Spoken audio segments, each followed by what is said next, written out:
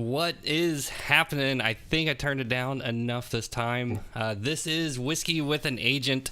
We have, let's see, this is episode number 8. This is the downfall of Zillow. Zillow has been having a hard time with their iBuyer program. So we have myself, Jared, and we have Chris Neun from the Neun Group, and then we have a guest here with us, James Evans from the kilted team. I'm sorry. He is the kilted realtor of Winter He is Springs. the kilted realtor. Don't Hope I say didn't that screw too loud. up I might too get a bad. cease and desist from NAR. Uh-oh. Sorry, that's true. That's true. That's true. I that, never spoke there. What's, That's why I changed it to kilted team. Yeah, there you go. Sorry. Oh, because you can't be the kilted realtor. They don't Correct. like that? Gotcha. The realtor. Yeah. Yep. Well, real quick, you can, let's get our social stuff out of the way. You can find me on Facebook. You can go to Facebook and look for JDA Homes. You can also find me on YouTube. I do quite a bit of, quite a few videos. I do a monthly report every month. And you can go to YouTube, find me there. Search JDA Florida Homes. And then, Chris, I'll let you take yours. Yep, you can find me on Facebook. I predominantly live and reside in Instagram, but you can find me there. I do have a YouTube presence. You can find me on LinkedIn and a quick Google search. You'll find me anywhere. And then we have the one and only James Evans from the Kilted team. You can find him on Facebook if you go to Real Estate Kilt. That's CELT. So make sure you spell it correctly. What's going on, James? Yeah. Nothing much. Just excited to hang out with two fellow very savvy and intellectual realtors. Oh man, You're too kind, sir. Too kind. Too kind. Let's just let everyone know that you are, in fact, a genius, right? Your IQ. Let's go ahead and get that out of the way. What is your IQ here? I've got a big. I mean, it's what is it, like 200 or something? Nah, I'm not that cool. 143. Oh, okay. That's pretty. Okay. I'm barely a genius. That's still smarter than me, sir. Yeah. Well, I think it's kind of like being a doctor. I mean, even if you get C's and D's in medical school, you're still a doctor, right? C's get degrees. That's right. C's get degrees. So, well, everyone, what are we drinking tonight? oh man, I tell you what. Let's let our guest talk first. Let's let him tell us what he's got. I don't know if anybody can see what that says with the glare, but that is Kilted Realtor approved. It is a Jack Daniel's single barrel rye. I thought you were gonna. Yeah. I thought you were gonna tell me that was your own barrel of whiskey, your own kilted barrel of whiskey. No, I got this from a Jack Daniel's 5-course entree meal with a Jack Daniel's pairing. A wonderful client of mine brought me to all of these. She was the Jack Daniel's sales rep, and I miss her dearly. She moved down to Tampa. But I was getting fire. I was getting all kinds of Jack Daniel bottles. So I was drinking nothing but Jack for a year straight. So that's awesome. Nice. Actually, I haven't had that one. That one yet. It's super flavorful, and again, Kilted Realtor approved. Laser engraved right on the bottle. That is awesome. Oh, you can't get rid of that now. I can. I'm actually gonna fill it with like apple juice or something. Try to give that to some of your guests and see what they say. Tell them, hey, I've got this like really good whiskey. You got to try it. It's just apple juice, and see what their. I'd be curious to see what their reaction is. Be like, yeah, James, it's really good. It's kind of sweet. It's not very strong. It's really sweet, actually. So I'll go next. What about you, Chris? So this is High West, a Midwinter Nights Dram. So I got this with my boys for my bachelor party up in Park City, and little did I know it was a $300 bottle, and it is delicious. It really is. So I figured, being that it is a midwinter's night, might as well have a dram or two. Very nice. I love that sound. Yeah, I love that sound too. I do it just purposely. I don't open it until I get here. Yep, squeeze it a little bit so it makes that nice pop. Yeah. Followed by a hit in the table. So what are you drinking other than beer, Jared? Well, I had the beer, and then I've actually got. So I bought a Glenmorangie. What was it? A couple episodes ago, and then it actually had a couple little minis in here. So one of them is a 12-year, and then the other is a 14-year. Nice. So you're gonna be just sipping on those tonight, huh? So I'm gonna sip on these. I mean, I've got. Don't get me wrong. I've got some more whiskey in there in case these two run out. But I feel it I with figured I'd our give these a try. with our topic. Well, you're gonna run out of that real quick. You think so? I'm hoping you I don't sip know. directly out of the bottle, though. Just, a little. Yeah. Make sure you get that pinky. no, Get the I- pinky up, sir. No. I got my nice Mickey pass holder. Yeah, we're not pass holders anymore, but I'll be sipping it out of this fancy cup. Very cool.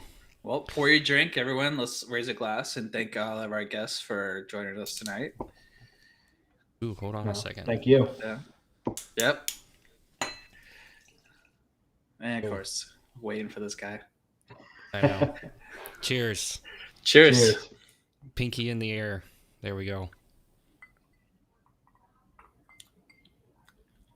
Ooh, buddy. So good. That is good. Well, before we jump into all the Zillow stuff, James, you're the kilted. I get kelted and kilted mixed up. So you're the kilted realtor. How did that come about? Where does that come from? Yeah, tell us a little about yourself. Well, it actually starts my days at UCF.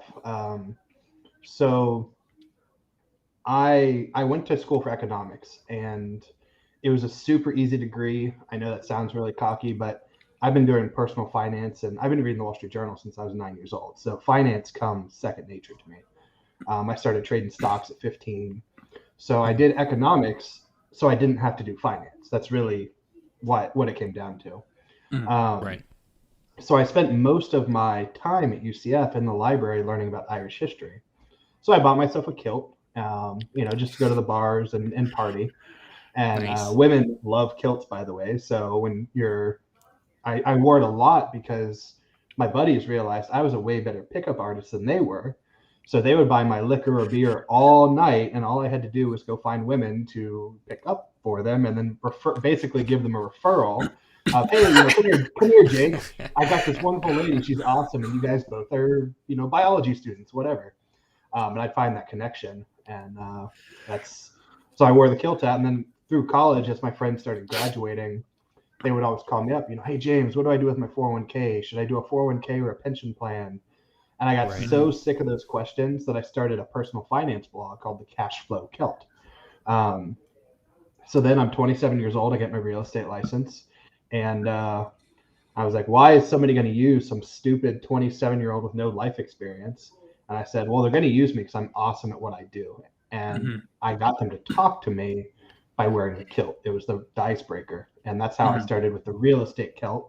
And then as I partnered up with my best friend from 5th grade, we became the kilted team. Oh, that's awesome. That's awesome. So do you have any Scottish descent, or is that just did that idea kind of come from that, or was it just strictly a college thing? You just kind of said, you know what, I'm going to wear a kilt. So believe it or not, I've been called the big burly man since middle school. Okay. I went into high school at 6'3", 300 pounds. So I have always been bigger than everybody else. Okay. And so I've always been the big burly man, the big burly Celt. Actually, if you want to find me on Xbox, it's Big Burly Celt. So that's just what people called me. So that's why Cash Flow Celt came real easy. And then with the kilt, it made sense. It meshed with the brand that my sphere and friends already knew. Yeah, but do you actually have lineage too? I mean, or is the red? Do you dye it? Like what? No, this is all natural. All natural. I actually used to be a little ginger, and then I had back surgery, and anesthesia can actually change your hair color. Oh crap! I don't know. I used to be a ginger, now I'm a brunette. But so but it kept the beard. The beard stayed alive, which is great. Yeah, so it affects testosterone and estrogen differently. And your beard is actually, if I remember the science right, your beard is grown through estrogen, not testosterone. Wow. Yeah, interesting. But your hair is growing That through is testosterone. very interesting. Yeah, if I got the science right, some medical student's gonna kick my ass later, but we'll see. Yeah, right. There's There's a nobody, medical student I'm, watching. Call us out. nobody in med school watching this thing. Yeah. They're But no, all I'm studying. I'm mostly Irish, and then I do have Scottish and English, and all of the other countries in the great UK. So Very cool. That is so cool. Very cool. Man, I Cheers wish I to had a that, cool man. story like that. Yeah, I do not. I don't. lineage I is mean, right here. I had a beard. I had a beard last year, but that was only because I wasn't flying and I could grow a beard, and then I had to shave it. yeah, So I haven't about as shaved cool this as in it- like 4 years. yeah. All right, what's your oil Man. treatment? What's your regimen? What's your regimen? So I mostly use vanilla and macadamia oil. Uh-huh. I won't buy any kind of shampoo that doesn't have macadamia oil in it. So, Okay, but all hair is different, so you got to try out your nuts, so to speak. I gotcha. Right. Yeah, usually I'm growing mine out from November 1st. I do like a no shave, and then I grow it all the way out to March. And so, but this year, being I'm getting married this coming week, I can't. I got to keep it. I got to keep it trimmed for the most part. If she can't like your rugged, she can't love you at all. Oh, this is what she Yeah. wants. She wants this, and she actually when we first met was in January. So I had a full beard, like I had maybe a quarter of what you had, James. And so it was a good beard. And so she actually really likes the beard, but like for wedding purposes, like it can't be during this like mid stage, like just of like weird growth. Like it needs to be either the full beard or it needs to be a tamed beard. So. But I always, Meanwhile, this is about 2 weeks for me. No, I'm just kidding. Yeah, that's like my 7:00 a.m. shadow. yeah. Seriously. So you haven't shaved in 4 years. And entirely, yeah. So I shaved. Yeah. Actually, it's probably been longer than that. I think I shaved my first year, or second year when I worked for the sheriff's office, and that was 2015 area. So it's been longer than Wow. Yep. So you probably have like a wicked tan line, just paler than pale underneath. I'm sure. The last time I shaved, it was middle of summer, and I walked outside, and Florida 100-degree heat, and I was like, "Oh my gosh, it's so cold." That's the weirdest thing. It really is when Yeah. you actually shave to the bare face, and after having a beard for a long time, oh my god! Like the slightest breeze, you're like, "Whoo, open the window." I was freezing in 100-degree weather. Yep. Yeah. It's wild. I bet. Well, real quick, I haven't seen any comments yet, so we've got some people watching, so let us know what you are drinking. If you're drinking water, that's fine. If you're drinking whiskey, beer, some sort of soda, or whatever you're drinking, let us know in the comments. We're always curious to hear what everybody's drinking while they're watching this, because we need to know what kind of shenanigans we're going to get into tonight. And we're going to get into some shenanigans. More entertaining by, if you stay and watch the whole show, it's probably going to be more entertaining towards the end of the show. And if I have to, I'm going to cut the show if it gets too crazy, because I've already been talking to these guys earlier today, and I'm nervous.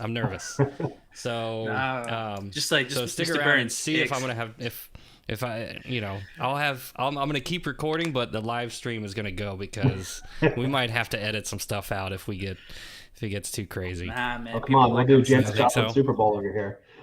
What's that? We'll do the Janis Joplin Super Bowl over here. Oh, or no, Janet Jackson. Janet Jackson. There you go. That's what you're thinking. The other J. Yeah. Yeah, Joplin's a little bit older than that. Yeah. Not as risky. Yeah. Right. Maybe. That's what Jared grew up on. Janet Jackson. Joplin. No, Joplin. Joplin. Yeah. I'm not quite. Janis Joplin. Not I that know. old. I'm just joshing you, brother. I'm 41. I'm 41. Not. I know who she is though, but anywho, moving on. So before, we're already 20 minutes into this, guys. See how time flies, and we're just talking about beards, kilts, and whiskey. Well, kilts and whiskey and beards But tonight's episode, we're going to be talking about the iBuyer program, and specifically what happened to Zillow And that's why we have James here, because James actually has been following this pretty closely. I mean, a little bit more closely than I have, Chris. I don't know how much you've been paying attention to it, but I mean, it's definitely an important part of real estate, and you know, we keep intact. But I think James, you've kind of dove. You've kind of jumped into this kind of head first, and you know, really been following a lot of stuff that's been going on. Is that something that is this whole thing, is the iBuyer program, is that something that had interested you, or were you following it because, or why were you, following it? So I have viewed Zillow as for a very long time. And Chris, you've known me a while. I've done panels within our brokerage even on the threat that Zillow posed to realtors, traditional realtors today. And I've been speaking on this for 5 years within fellow realtors. And Zillow posed a problem because they have all of the eyeballs, right? So anybody who's searching for real estate, all of their searches, everybody you talk to starts from Zillow. And that's a problem because their estimates were so inaccurate. They had flawed information. And then if you did click on something, you got hounded by 3, 4, sometimes 5 realtors at a time. So I've been following the Zillow process for a long time. And then when they got their broker's license, they got their mortgage license, they got their title license. So they had a vertical stack, which was a very competitive advantage. And last year I said, if Zillow wins, if they are able to do this efficiently, and proves they can't, but at least not yet. I said realtors don't have 5 years left in the business. So pick your exit strategy. So it's been high on my radar. I will tell you when the news came out, the CEO tweeted that they were stepping back from the iBuyer and due to losses, 357 million. I drank in celebration. So did I. I was like, yes. I was pretty shocked when I heard that they were backing out, and they basically. So one of the things I was reading about the CEO is he was talking about he's a swing for the fences kind of guy. So some of the comments and things that he said, he's like, he kind of looks at it as kind of like the game of baseball. If I'm going to go up to bat, I'm not going to bunt. I'm going to swing for the fences. And that's essentially, that's what he said he did. He was swinging for the fences. Unfortunately, it seems like he struck out. He struck out pretty big. Hard. So the Zillow iBuyer program has not made money since they started it. This quarter where they lost 367, that wasn't the beginning. They've been losing 37% per quarter since they started this. This has been a loss-producing asset. Now, I understand their losses are a little bit different than what people think because they're buying it and then they've got those service charges. So they're buying it for reduced value, but they've got service charges on the back end. So it's not as bad as they reported on paper, but they still took heavy losses. And then obviously they had title, and then they had the mortgage side, so they were able to build back some of that money, but it's going to create shockwaves. Yeah, it wasn't doing as much as they had hoped in a fast amount of time. Plus, they were too reliant on the algorithm, not actually having local realtors on the ground. They claimed they had local realtors and local brokerages on the ground, but those were predominantly their listing agents. And even then, they struck a deal, and they were willing take the lead and say, throw it up, whatever you want, sure. And so the Figueroa team or in Orlando did Zillow. And, Veronica Figueroa. And I bought one of it. Well, not me personally, but a client of mine. And their team was satisfactory. I had no issues with them. But it was very cut and dry. You could tell they had a script of what they could follow. It was not a normal transaction, even with Figueroa team. No, it was very one-sided. Yeah. It really is. Even their contract, if you're selling your property to Zillow, it's one-sided. It really is. You're locked in. It's pretty bad. Even when you sign it and you find out exactly what you're walking away with, you can't back out because of the way it's structured. And it kind of sucks. But ultimately, their algorithm bit them in the butt, and just because they didn't have in or on the ground knowledge and they weren't listening, they were just trusting the algorithm. And I think the really So you mean to tell me that the Zillow, the Zestimate is not accurate? That's exactly what we're saying. So What? Are you kidding me? the super interesting thing is that they weren't buying on the Zestimate. They had another Okay. algorithm they were using that was going to be Right. the ARV. What we would call in the industry the ARV, the after repair value. Right.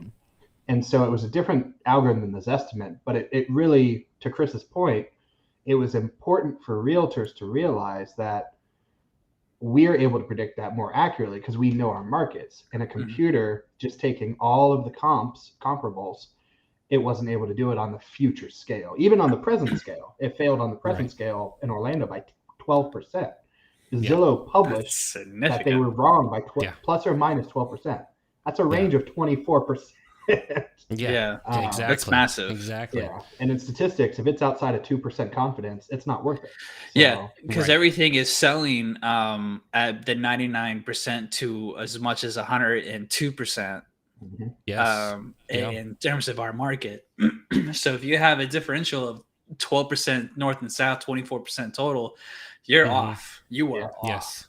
Yeah. You, I mean, we can't make a living. You and I, us three, we couldn't go out and say, hey, I'm going to market your home from 12% high to 12% low. I mean, we wouldn't be in No. business. nope. You No. just, Yeah, you can't clients do get that. mad if you're longer than a 10K range. I mean, Yes. Yeah. Yeah. Which is, yeah, I mean, so we have to be pretty accurate, and that's how we make money. And Zillow, They try to make money. They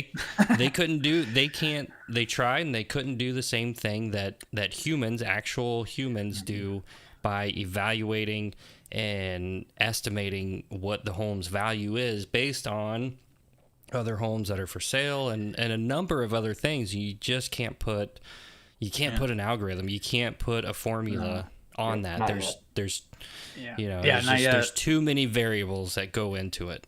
As well as the volatility of the market, and also the changing of the season has a lot to do with it. So their algorithm is projecting to continue to go up, but did they forget to calculate that school starts in August? So there's going to be a lull for at least a solid month for everyone to generate a routine. And then it's going to go, you're going to have a little bit of an uptick during that October, November. But then what happens right at that point? You got holidays. No one's buying, no one's selling.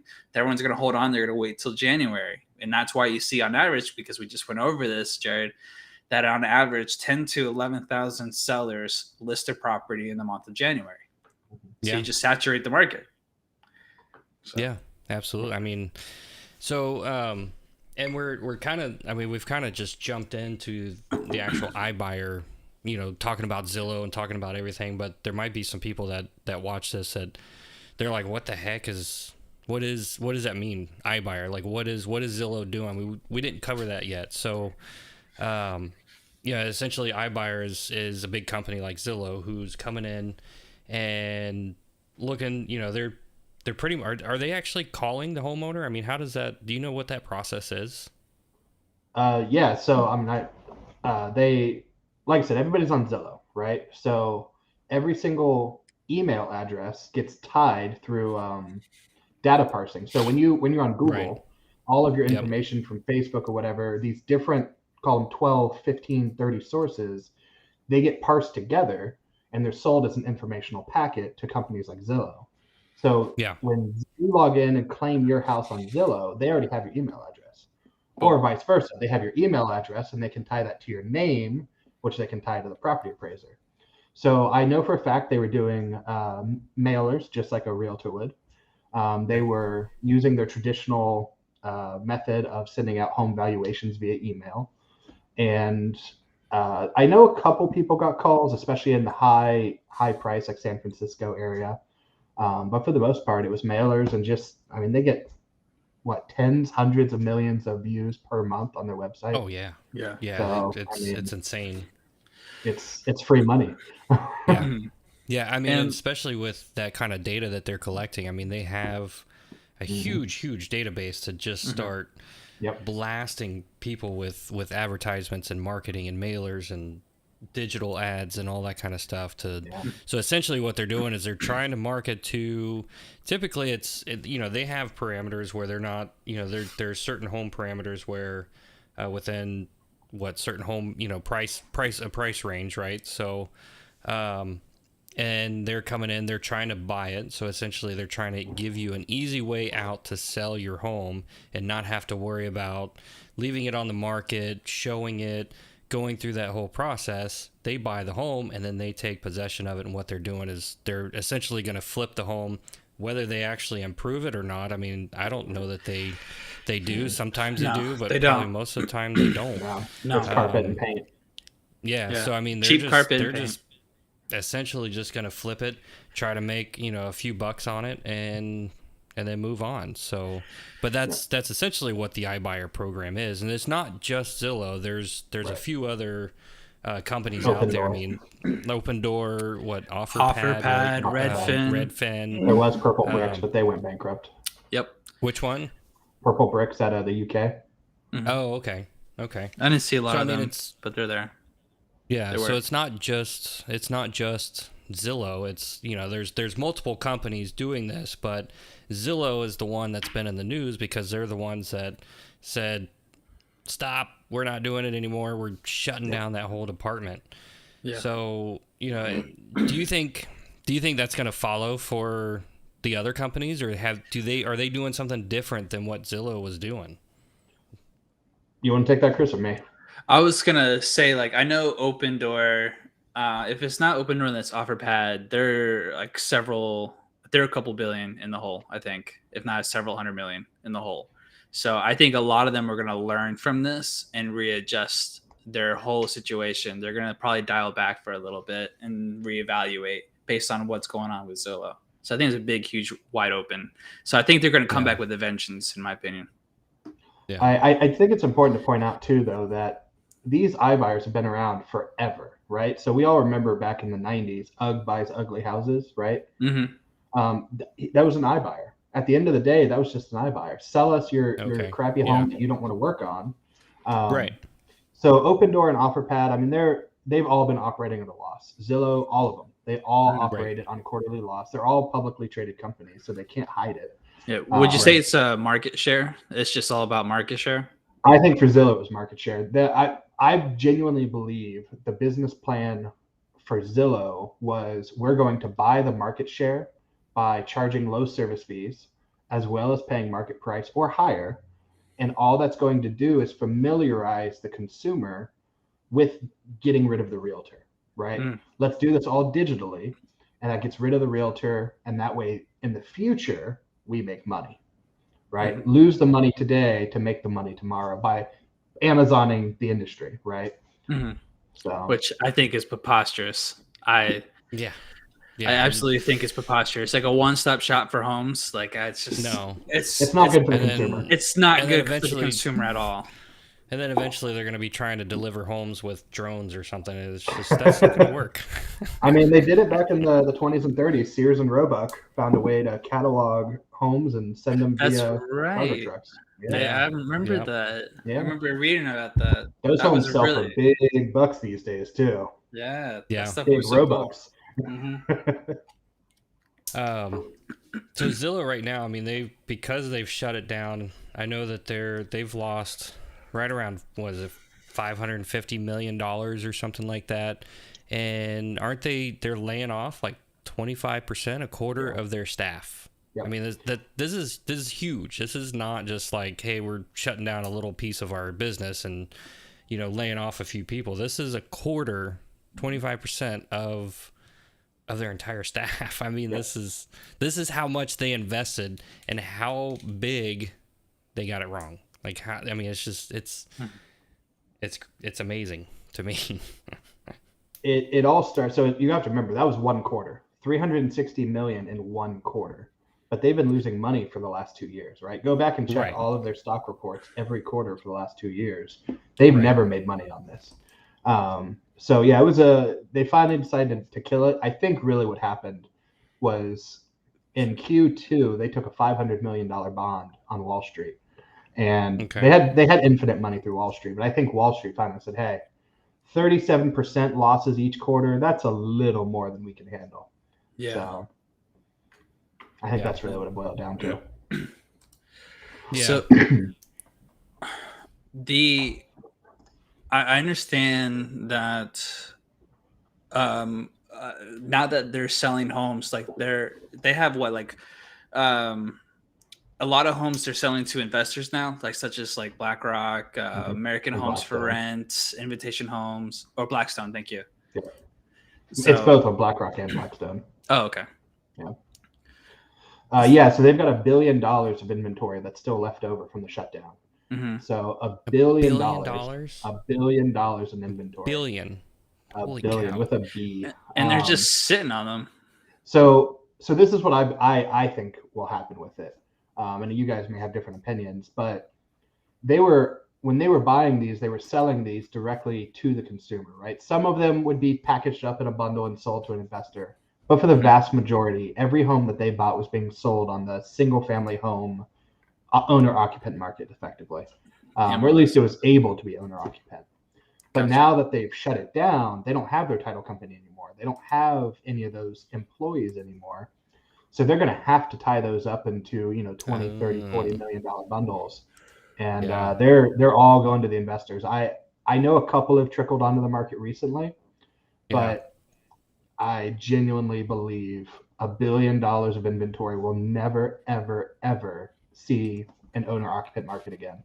There'll be investors and large hedge funds and REITs that will never release those to the market.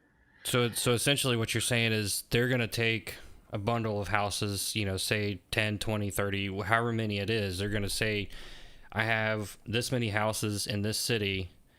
What investor wants to buy all these houses and do whatever you want with them? Yep, that's exactly it. So basically what you're saying is those houses are never going to hit the market for the normal consumer. Therefore, the inventory, those are never going to see the inventory the light of day. It's not going to hit, they're not going to be an option until that investor decides to fix it up and slowly put it on the market. But if at all. But it's just when their portfolio gets just like that big, there's so much money involved that they're never going to really liquidate to lose that cash flow just for an instant payday is never something that's going to happen. No. It's really like there's like a conspiracy that I've been hearing, like whispering. It's just like you'll own nothing but you'll be happy. I've heard that. Yeah, you've heard that, you know. And it's just like when I'm hearing and reading these articles where these giant hedge funds are buying brand new construction at like tens of millions of dollars, at $200 million, entire communities. And it's just like, what is the goal here? To render every American or every like person who has a right to own their own home and their own property to perpetual rent. And like, I don't know, I'm getting conspiratory here. I think that's a great segue. I mean, like I was telling you guys earlier. So last year, it was 1 in 7 homes. As of Q3 last year, 1 in 7 homes was being bought by a large institutional investor. And when we describe a large institutional investor, we're talking assets over $100 million. Like, so they own houses in excess of $100 million. And I'm now almost there. I'm at 99 million, so I'm not quite there yet. I'm almost. But one of these days, I'll be an investor like that. One of these days. You only need to buy one San Francisco house, right? Yeah, exactly. Quite literally. That's what I'm waiting. That's what I'm waiting on. Yeah, big deal. Yeah. But I mean, so it's 18% right now. 18%. So almost 1 in 5 homes. But the crazier thing, Central Florida, Orlando, the Orlando market is at 23% of homes are being bought by large institutional investors. 23%. It's so staggering, and it's blowing my mind because every home that I've listed so far this year, and the number is at 15. So I've listed 15 homes, and every single one of them had more than 2 or 3 offers of just purely investors, like big companies willing to pay at value or slightly above. Yep, and it's I just sold one too. It's Invitation by Open Door. So Open Door was their brokerage, and then Invitation Homes was the buyer. No kidding. I don't. Interesting. Usually, these iBuyers, these companies, they buy it for less, but for some reason, because it seems to be like on a rampage ever since the pandemic, that they're willing to go, like they're like doubling down hardcore. And It's rental prices. Zillow, well, are you really getting that much more? Rental from the prices are accelerating faster than home prices. In Orlando right now, rental prices are rising at 22% compared to 13% home values. Wow. And like 4 years ago, the average rental rate increase was about 7% a year. Jesus. Yep. And with So- more and more homes leaving the market forever through these institutional investors like Invitation, like Open Door, like Blackstone, BlackRock, it's going to tighten the inventory that we're already having problems with. I mean, I genuinely, I've been talking with our Florida legislators about what they expect, what they're anticipating to do. So do they have any like ramification? Can you put like sanctions like on these companies from? Not the company. So there's an interesting case study, and I would highly encourage both of you as savvy realtors to check it out. So Toronto, Canada. Toronto, Canada had 1 in 3 homes being bought by the Chinese. So take it back a few years when Hong Kong, remember they got their independence a couple years ago, and all of that money that was under Chinese control immediately exit the country because in the way their agreement works, it goes back and forth between independent English and Chinese control. So all of the money flooded to Canada, particularly Toronto and Vancouver, British Columbia. I'm sorry. So Toronto's home prices went from 484,000, and in 2 years, the median price was 2.4 million. That's nuts. And so the government actually came in and said, if you own more than 10 doors, and you have assets of more than 100 million or whatever, we're going to charge you a tax, and it's basically a large hedge fund tax, and it was 24% on top of the pricing. So it was just an additional fee, and that dropped the price down from 2.4 to 1.6. So that's just one case study, and that did it in 1 year. So one case study, I brought it up to our state legislatures. I brought it up in changing how the Sadowski Fund works, but there's really nothing in the works in our Florida government to ameliorate the problem. Fuck. Interesting. Well, we've had a few comments. Jared, is that what you're going to lead into? Yeah, well, I mean, the one here, so, I mean, we're talking about, these big investors buying up all these homes and everything. So Justin Allen, I mean, he comments here, they don't want people to own houses. They want Americans to rent forever, which as an investor, having renters is great. As an individual, renting can be great. We did an episode of Rent versus own. own. Was that Chris? Yeah, rent versus own. I think it was like episode 2 or 3, or 3 or 4. One of those. We kind of compared the two, and there's definitely some pros and cons to renting, but there's a lot more pros, I think, to owning a home, depending on what your situation is. But I mean, do you think that's kind of what their plan is? I mean, is that it's starting to look like it. I mean, so it's like playing like hangman or like try to Pictionary or something. The more the picture starts getting drawn out, the more you see the writing on the wall. And it's just like when I'm starting reading these articles and then I'm hearing these whispers, like you'll own nothing, but you'll be happy. And it's just like, God, it's just some ominous shit happening here. Like, is it really happening? Is there going to be a shift in power? Is there something bigger looming around the corner? And like this COVID was just a catalyst of something. So like my mind goes deep sometimes. The whiskey helps. I don't think it's quite that malicious. I really don't. I think that's what's going to happen. Don't get me wrong. But I think it's just Wall Street finally said, we want a piece of real estate. Because it's a multi-trillion-dollar industry. What's the trillion? What's the trillion? It's like 100 trillion or something like that? I actually don't know that number. Okay, but I know it's in the trillions. Oh yeah, no, definitely is. So I think it was just Wall Street decided they wanted a piece of the action, and Wall Street's bigger than anybody else. They're going to get the money. And once they put their nose in, it affected the markets nationally, internationally even.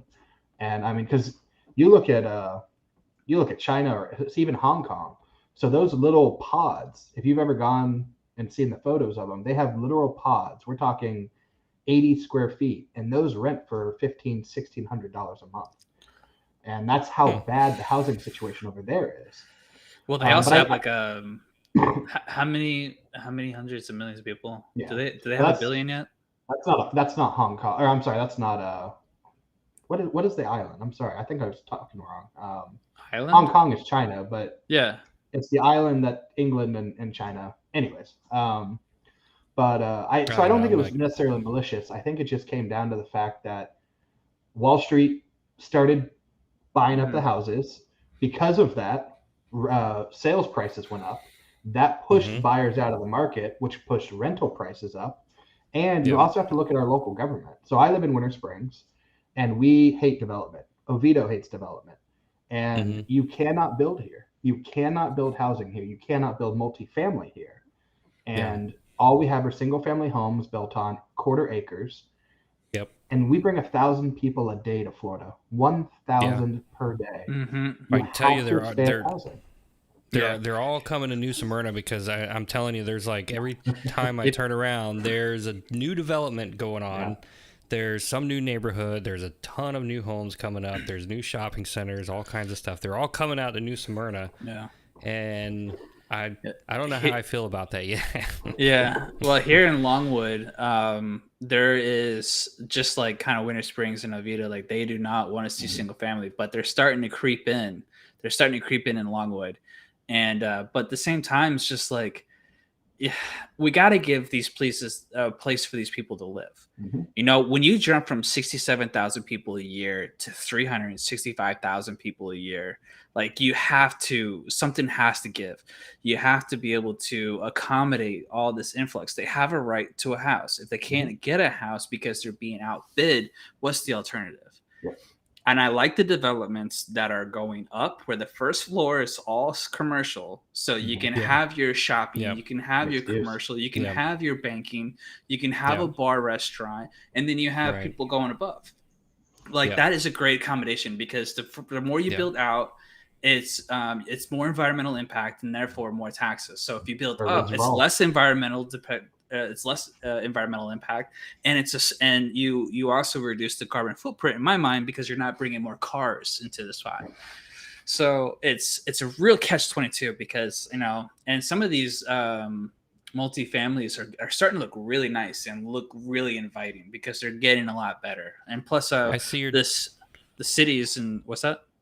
I think you see my dog. Sorry. I see your dogs back there. Nice.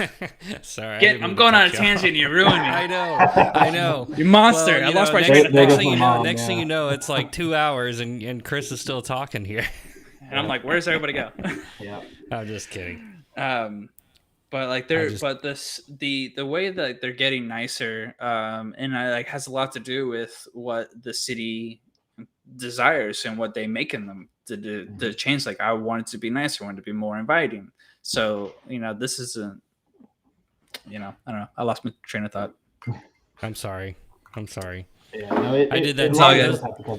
Though, and it's really unfair. I mean, people like Chris said, people want to move here, and they have the right. That's the American privilege, is to go wherever you want. Yeah, right.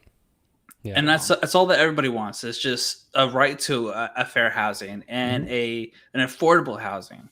Like that's what we want. And surprisingly, from year over year, the amount of people who are selling their houses is still going up. So there's actually still more people selling their houses. It's just the demand is just like 10 times what the market can handle. And that's the unfortunate thing that's driving the prices. But let's see. I was going to say someone else comment. Poor Debbie Allison just wants to know about if it's better to remodel or move. That's a different topic, Debbie. I'm sorry. But Chadwick Allison, has Joey to share his statement? You will own nothing but happily come from the Great Reset. Oh, I've been hearing theories about that too, the Great Reset. And he said you will own nothing is what he was trying to say, because he corrected in the next comment. But you will own nothing and be happy. It comes from the Great Reset. Reset. I'm not. Okay. I'm not familiar. I've heard the Great Reset, but I don't know nothing about it. Yeah. One other piece I think we should bring up as well. New construction after the Great Recession died, right? So remember, a million homes a year is status quo. That just keeps us where we should be on a yearly basis. But after the Great Recession, they were only building 100,000 homes. Only 100,000 permits were pulled per year until 2015, when we finally hit 500,000. This year, 2021, is the first year since 2008 that we will hit 1 million homes. Yep. So we have an inventory shortage over a decade. And I actually was looking into this as well, and I'm glad you brought that up, James, is that new construction surprisingly drives like the market. Like, because the 2008 crash, like there was a super influx of new construction. They were building at too high of a rate. So there was an influx, 1.5 million. And so, and on top of that, you have the lenders who were doing shady shit all year long and with doing the smiles and bragging about it. And so that then we had a collapse, and then we had the lull, just like James said. And now we're in a huge deficit. There is, we are about 3 to 5 years, I think, James, if that number is correct, behind on our new construction. For the first time this past year, there's an actual surplus of homes, so like, or an increase of new construction. And if we can continue that projection, we should be able to level out and then starting to be able to normalize in about 3 to 5 years. Does that sound about right, James? I think it's like 5 to 8, actually. I think that corrected. Oh, shit. But I want to, Justin Allen just asked, is that 1 million homes in Florida? No, that's 1 million nationally. Yeah. So that's 1 million building permits pulled per year nationally. Not just Florida. So I want to say Florida is like, what, 180,000 a year or something? Yeah, I was going to say just roughly, just shy of 200. And that's, it's still not enough. You know, especially when you have 365,000 people moving.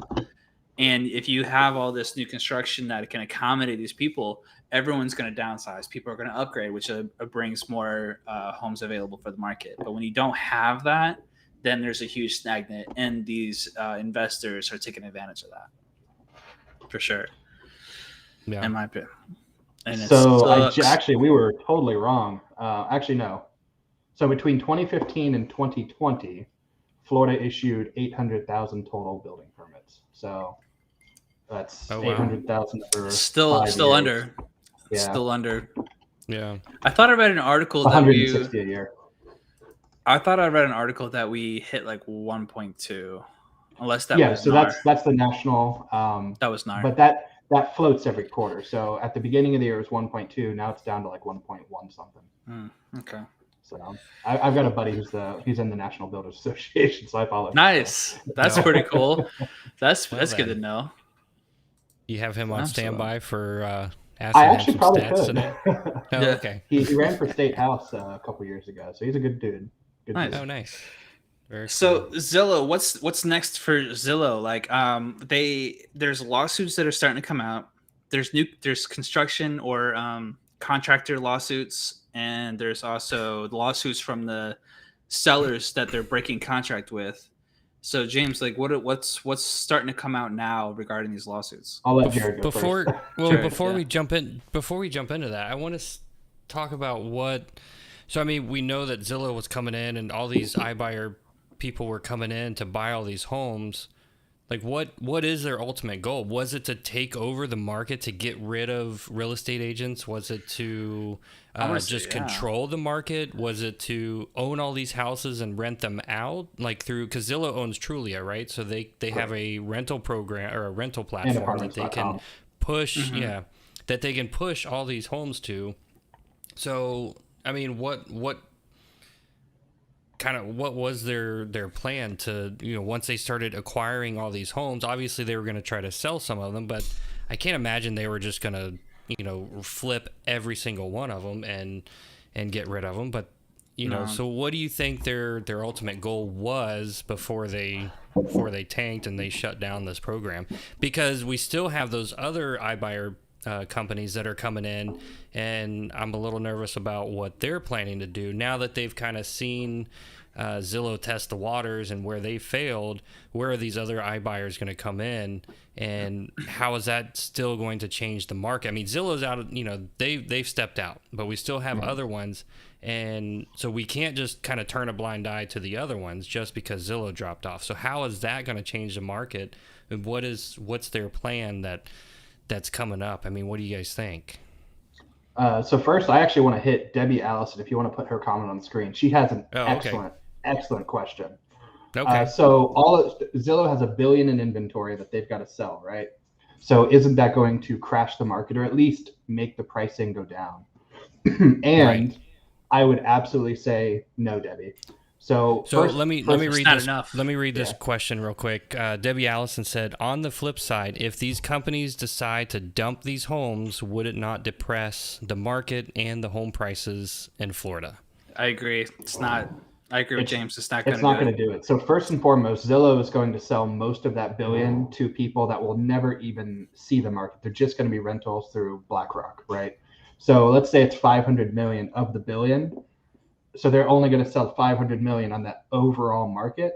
Remember, that's national numbers. 500 million on the national. Even if they offloaded that just in Florida, that still would keep us. We're what? 4 months behind on inventory. So that wouldn't even add 2 months probably. No, not even, because in Central Florida alone, there was only 500 and 500 homes. We're at 1.2 months of inventory. So to give an idea, I love to break this down. When realtors talk about inventory, months of inventory, what we're saying is if nobody else put their home on the market, how long would it take for every single home on the market to be gone? Yep. And right now it's 1.2 months. So that's the current absorption rate. Correct. And that's Debbie, go ahead. That's for the state of Florida.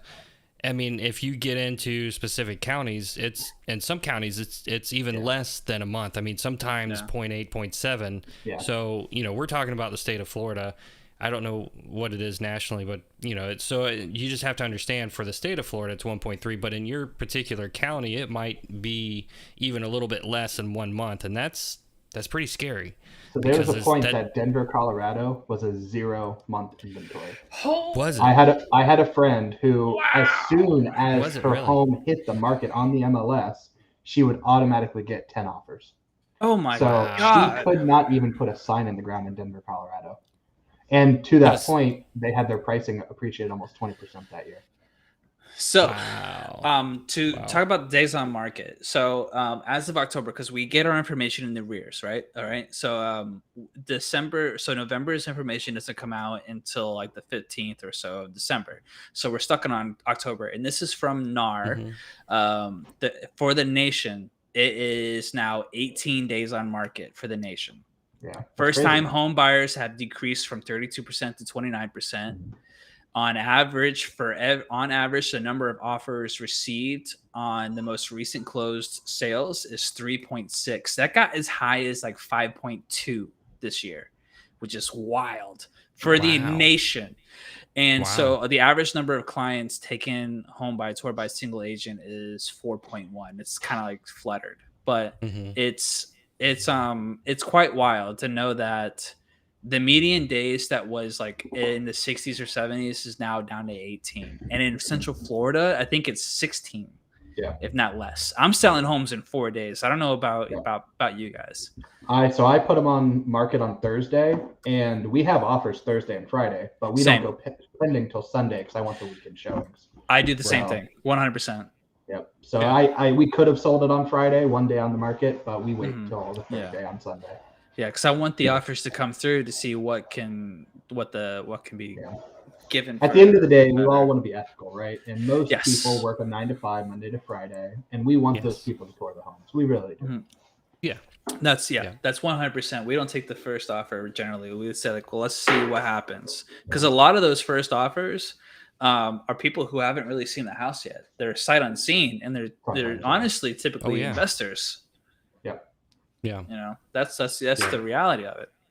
Yep. And Justin said here, half the rentals properties on Zillow is a scam. I found 3 scams of rentals being on Zillow when I moved to Florida. And that's very true. It's because anyone can claim a property on Zillow without proving any proof whatsoever. I can go in and claim my entire neighborhood if I wanted to. Yeah. And then it's easy to take previous, because Zillow is notorious for keeping previous pictures from listings and using that towards homes that are like say pre-foreclosure to make it seem like it was an actual for sale property for you to contact them and for them to generate a lead. But anybody can do like a rental on Zillow and use old photos or even go through rental property like such as BlackRock or Invitation Homes and take those photos, screenshot, upload them, and create a fake profile as a rental. If it looks too good to be true, call your favorite realtor and they'll help you out. I currently have a 2-story shed in the upstairs. It's a 10 by 10. I've got it listed on Zillow or on Trulia for rent. So if anybody wants to rent it, let me know. It's I have beautiful. A walk-in closet. It's not finished. It's not air conditioning. It's not insulated, but you can come rent it. It's not a scam. I have a walk-in closet that's available for rent right now. It smells like shoes, but it's a house. It's a room. So there you go. That's actually incredible to talk about the rental market as a whole. And we can go back to the iBuyer, but there was a rental in California, San Francisco, and it was a huge house. So we're talking a McMansion. And so when we say a walk-in closet, it's a big walk-in closet. But they made it a rental. They closed it off, put an exterior door, and this 90 to 110 square foot walk-in closet they converted to a bedroom for somebody to rent for like $1,000 a month. Yeah, crazy. Oh my god, how crazy! It's I don't know if you're cheap or just brilliant. Well, I mean, California has zero. Like, when we talk about nobody can find homes in Florida. California is way worse. Way worse. Oh yeah. California, Arizona, and Phoenix, Texas, and surprisingly Washington. The state of Washington is like so high in terms of the buyer pool, which is just baffling to me. Like of those, Texas makes sense, Arizona makes sense, kind of, but for Washington and San Francisco, like it just doesn't make sense to me. Yeah, I don't get it. I see Joe. Joe just joined us. And, hello, Conley. He's over there laughing like crazy. I bet you he's drinking something. He better be drinking something. Where's the cigar, Joe? Where's that cigar? Yeah, he's never come out in the me earlier. He said he's got plenty of cigars. I'm sure he's smoking one right now. Here you go, Joe. Here's the cigar. Saving it for you and me, brother. Oh man, what you got there? So this is it is RB Legacy Cigar.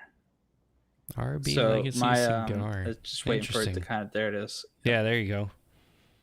Nice. So I'm not sure how it is. So like my local watering hole is starting to sell cigars, and he got this because his store is called Legacy Liquor, and the cigar rep was selling Legacy cigars. So I decided to get it because Joe and I are supposed to be getting together at some time to have some whiskey and a cigar. So that's funny because Joe and I are also supposed to. He owes me a couple of whiskeys. Wow, Joe! I thought I was the only one. He's been telling me he wants to kilt up and go on the town for 2 years now.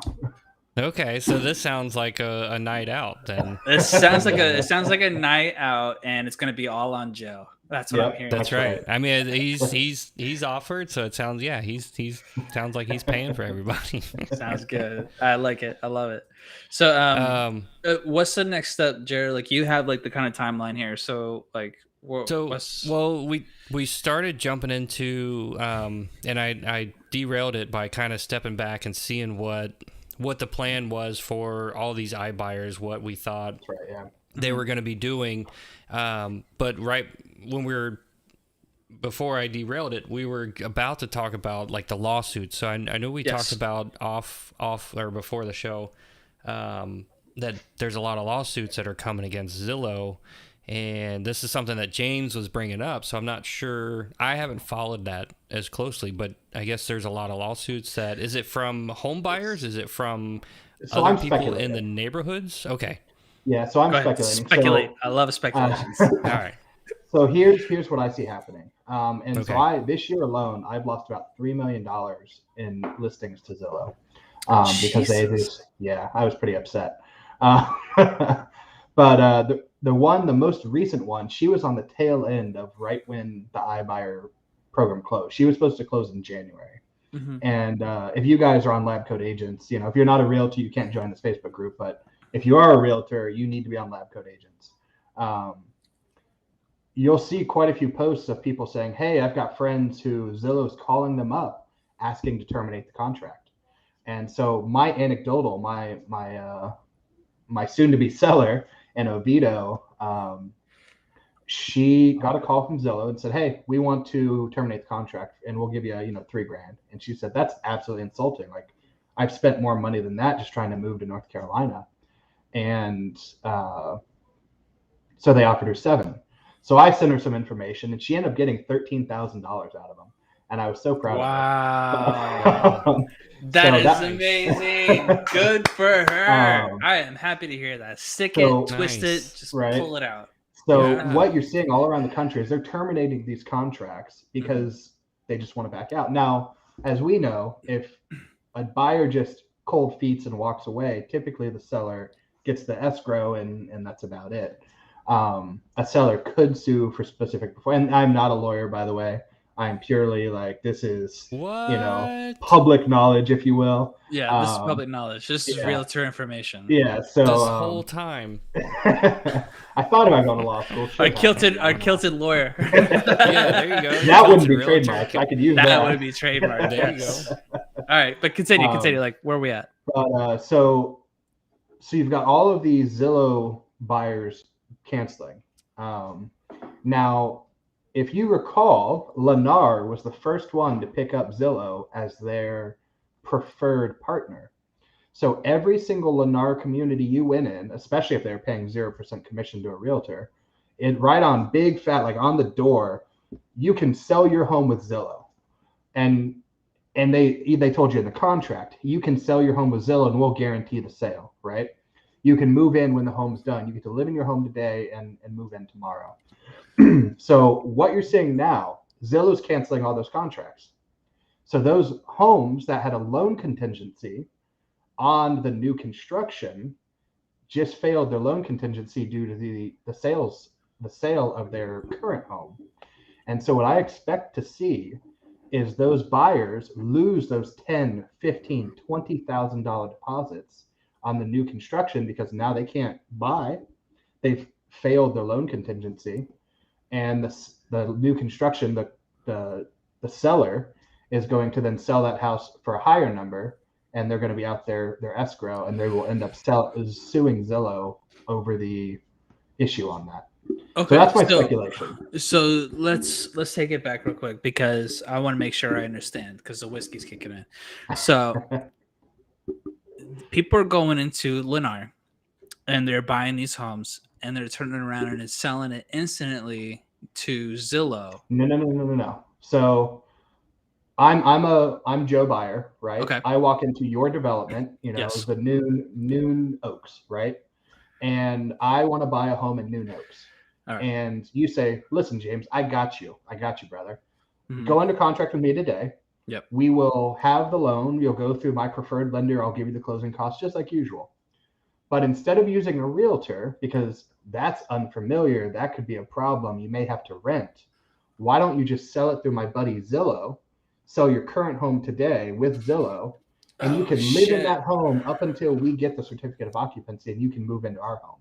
Okay. Now, Zillow just stopped their program and canceled that buyer contract. And now me, Joe Buyer, on Neun Oaks, I just failed my loan contingency because I can't sell my home in time for the home to be built. The thing is, like, Lennar is the one that's like offering that to them. So I can see what you're saying. That's caveat emptor. That's buyer beware. Oh God! Those contracts are ironclad. New construction. Man, it's 24 pages of "we own you."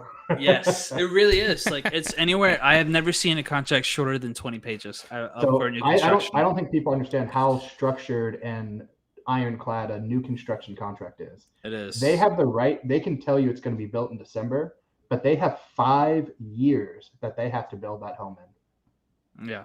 5 years. Yep. They have to try to build it with due diligence and faithful for 2 years. They get 2 years off the bat to try to build that home.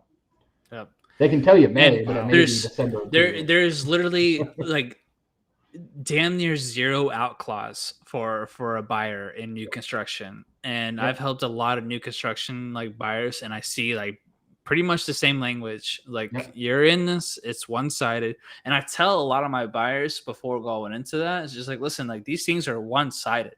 Like, and so much of the language I read it and I'm like, I hate it. I hate it. I hate it. I hate it. Like it's why it's important. There's literally nothing we can do about it. It's important. That's why you use a realtor though. And this is super big for anybody out there thinking about new construction.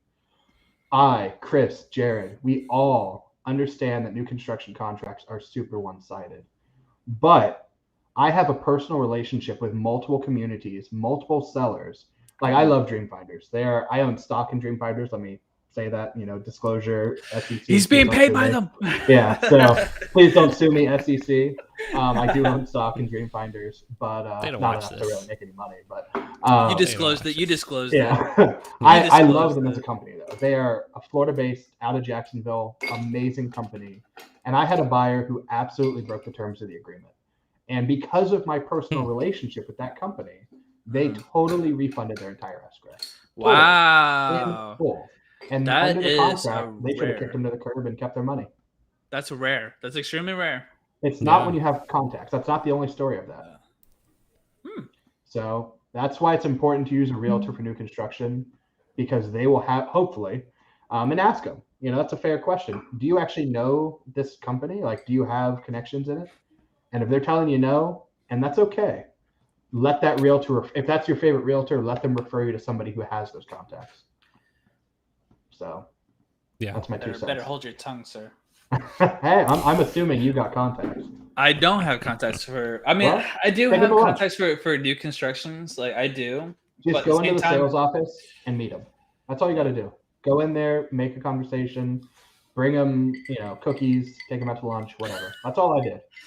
I know you're very personal. You're one-on-one. Like you had a party earlier this year for everyone that you've done business with, and you're on top of your game, man. And being that you are in politics, drinking whiskey with friends.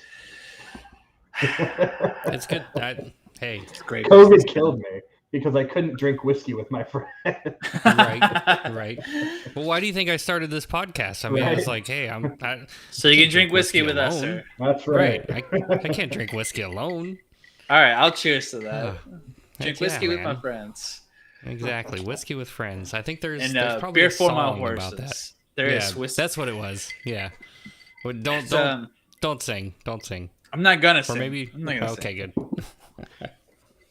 It's like just trying to remember. It's Willie Nelson.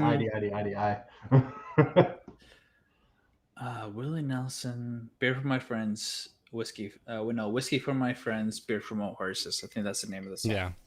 I think that's right. Somebody will chime in and tell us that we're butchering it and it's completely incorrect. Yeah, well, Willie's a little bit before me. I'm not a big fan of country anyway, so. What? Yeah. Oh, don't be shocked. Don't be shocked. He's a closet country fan. Oh no. I'll listen to everything but country. Everything but country. Yeah. Can you imagine the kilted realtor just driving around his red Charger, just like Taylor Swift? Taylor Swift. There you go. I'm a huge Tay-Tay fan. That's right. Okay. Oh, right. So my Spotify. The whiskey's talking, everyone. Yeah, no, I own all of their albums. I kid you not. Oh wow. And I was back since high school. Romeo and Juliet, all that good stuff. I'm not gonna lie, that was a good song.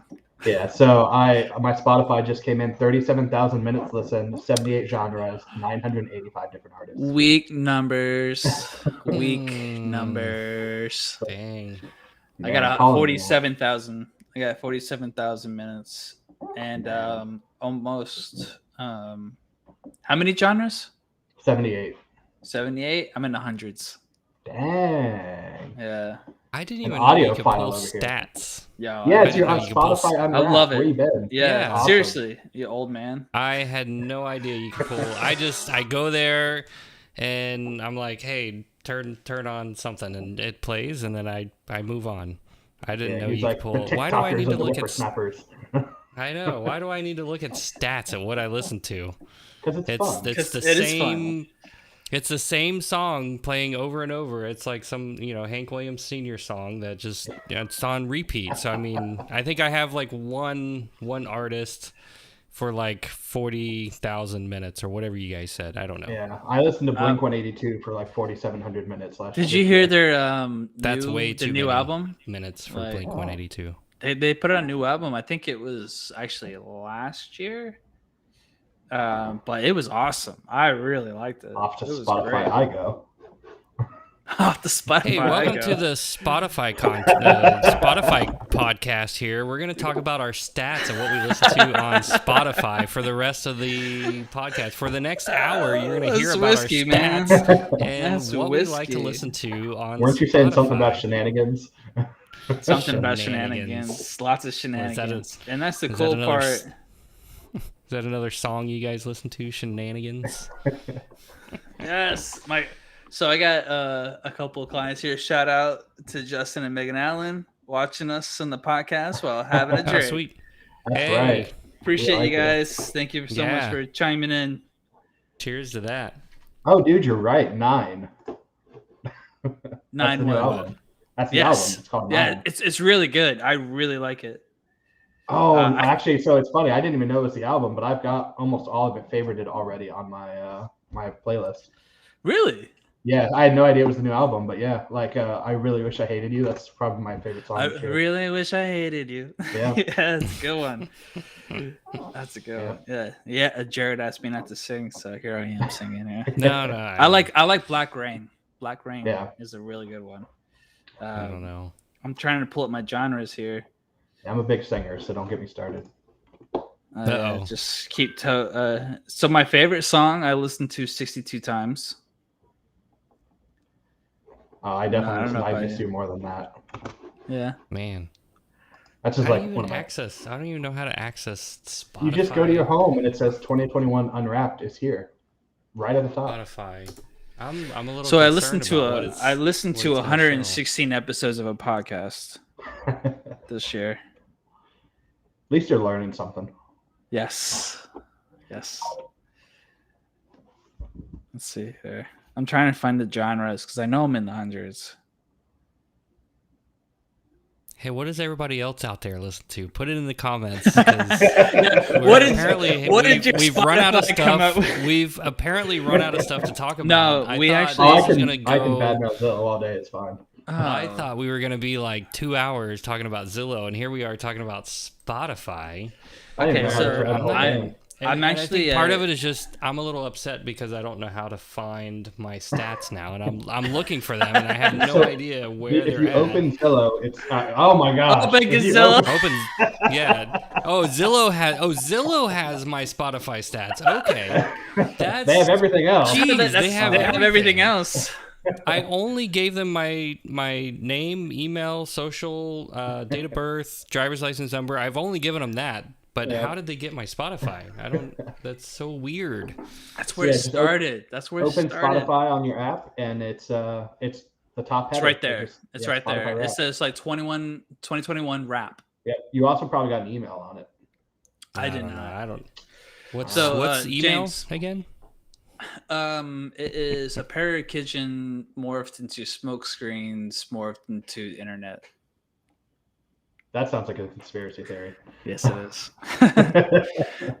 So I actually only listened to 82 different genres this year, Hmm. but where were you at? 78, so we're not that far off. No, we're not that far off. Yeah. Let's see here. To this and a try. Ba-ba-ba. Anyways, Mike. back Yeah. back into onto real the estate Zillow, line. back into real estate line. So it's So fun. with all these lawsuits, because we didn't really go too much into it, like I'm seeing, they say they had contractors in construction, not new construction, but just construction in general. But where is the construction coming into play? Because every Zillow home, OfferPad home, open door home I've ever walked into, it looks like shit. Like they didn't do anything except put a $1.05 carpet in, and then the shittiest coat of paint of like a neutral brown that I've ever seen. It's the worst shit ever. Like, So I'm gonna kick in real quick and say, Nar, if you're listening, we are not bad mouthing another realtor. We are shit. absolutely not. Nope. So I'm drunk. But And I just found out last episode that NAR is short for National Association of Realtors, not gnarly. So for those of you thinking that NAR was for gnarly, it is not. See you, So Joe. carry on. So Like the disclaimer. Thank you for being our neutral party I got there. you, fam. So the interesting thing about the Zillow is that they actually, by doing that, they excluded a third of the first-time home buyers, because it would take them 30 days to flip a home, and that means they can't sell to an FHA loan for another 60 days. Correct. And you see that on all of their listings. No FHA buyers until September 15th, and it's like July, Mm-hmm. And because all they did was put in carpet, it only took them 2 days to do it. So they really excluded a lot of first-time home buyers, and I think that was probably a poor decision on their part. Because let's again just reiterate to everyone is that 32% of buyers are FHA first-time home buyers, but it's been recently reduced to 29% because of the way the market conditions are. Yep. Although they are still getting accepted, I just got 2 accepted actually, so it does happen. It just happy, man. We wrote a lot of offers. I can't even think of how many offers we wrote. Yeah, I have one buyer right now, and I'm starting to keep a tally of all the folders of all of the offers I've written, and no one's gonna really beat my buyers from last year. The amount of offers that we wrote, just because their price point was at like the 200 to 205 mark. Yeah, which is but this buyer that I'm talking about right now is between the 3 and the 400 range, and so that's a good price point. But we, just from what I've started calculating or holding on to, we're over 12. Yeah. I had one last year of 32 offers. It was incredible. What's the price point? 32. About 220. 220. Yep. Yeah. But they really, really wanted Seminole County. I was showing them in Deltona, but they really, really wanted Seminole County. But yeah, I've got both my FHAs. Actually, we only wrote 3 offers on one and 4 on the other. So we were super excited to have that kind of low number for an FHA buyer. And one of them was a 350. I mean, the price we're on is 347 on our contract. Nice. So, in Deltona, no less. So wow. Holy crap. So it was, to lose out 3 times was very depressing. Yeah, the price point in Deltona is really getting up there, is it? Yeah, so median price in Deltona has risen quite a bit. It is not uncommon to see 300,000. So I had a home. Yes. He bought it 2 years ago with me, 172,000, and we just sold it. I priced it at 235, which was 18% over the next comp, and a perfect comp, by the way. Like, the square footage was equal. Yeah. New roof, everything. Right. I priced it 235, which was above the comps, and we sold it for 250. Yeah. So here last year, Deltona, the house, the market was honestly saying 235. Nothing was really updated, just beautifully maintained. Carpet, only tile you saw was in the bathrooms, in the wet areas. So the kitchen and the bathrooms. Everything else was carpet. Immaculate yard. Great brand new roof, the generator, just kind of give you the kind of a layout, but overall the kitchen and the bathrooms were essentially a kind of original, right? The market was saying 235, 30 offers, 4 days, sold it at 260. Yep. Dang. Yep. And I told my sellers, I was like, this isn't gonna appraise, and it didn't, but yeah. But that's whatever. But some of these buyers are willing to waive the appraisal, and they got the money for it. It appraised at like 240, and we had them guarantee in the contract a $10,000 appraisal gap because we had 16 offers in like a day. So gotcha. We definitely got sidetracked again. I want to go back to like the where are these contractors? Like, where are these lawsuits coming in for the contractors? Do you know anything about that? No, I would assume Zillow paid their contractors. I would assume most of the lawsuits are going to come from sellers that Zillow is backing out on, and maybe even new construction where they had partnered with Zillow on the assumption that they would buy these homes, and then they backed out on those buyers for the new construction. So those are where I see the lawsuits coming. Mm-hmm. Debbie just posted a great comment or a question. Is Zillow becoming a near monopoly when it comes to real estate coverage, internet pressure, and real estate marketing? They kind of already were, to be honest. They were on internet and real estate marketing Yeah. because they do produce the most views per month of any real estate asset. We'll just call it an asset anywhere. Yes. But in terms of a monopoly in real estate, no. That was the goal. And so I think that was originally Jared's question. What is going to happen next? And to phase into that, I'll use Debbie's as a segue. I think Zillow genuinely wanted to take over the market and kick realtors out. I think that was genuinely their goal. Yeah. I don't believe that to be for Opendoor OfferPad. I think they just want to be an outlet for sellers who don't want to go through the rigmarole of listing, which is fine. That's a great, that's a niche environment. That's perfect. It's wonderful. I have no problem with that. But I think Zillow really wanted to change the game completely. Oh yeah. They wanted to sort of weed out the agents, but start hire. I mean, essentially they would end up having to hire salaried agents. And that's where the market's going. That's what they want to do. They want to hire salary. I agree with James. So check out Mark Spain. Check out oh my gosh, who's the guy down south? Oh boy, he does $1 billion a year. His company does. Fuck is that? Robert Slack. Oh God. Robert Slack does $1 billion. They have salaried. Redfin's salaried. Zillow is salaried. Mark Spain is salaried. Now they have commission-based agents as well, but that's where I think Zillow wanted the trend to go. Get rid of realtors on commission and go to a $40,000-$50,000 a year salary with bonuses. And that isn't appealing to most successful agents. No, which is honestly just less than 20, which is honestly probably around 15% of agents right now. What do you think they would pay salaried agents? I mean, so I got a job offer from Side Real Estate, and they are a salary-based company. They start you at $40,000, and I said, okay, so for me to make what I make today, how many deals do I have to sell? 95. Fuck that. And I said, okay, well, if it's 95, how many of them are listings?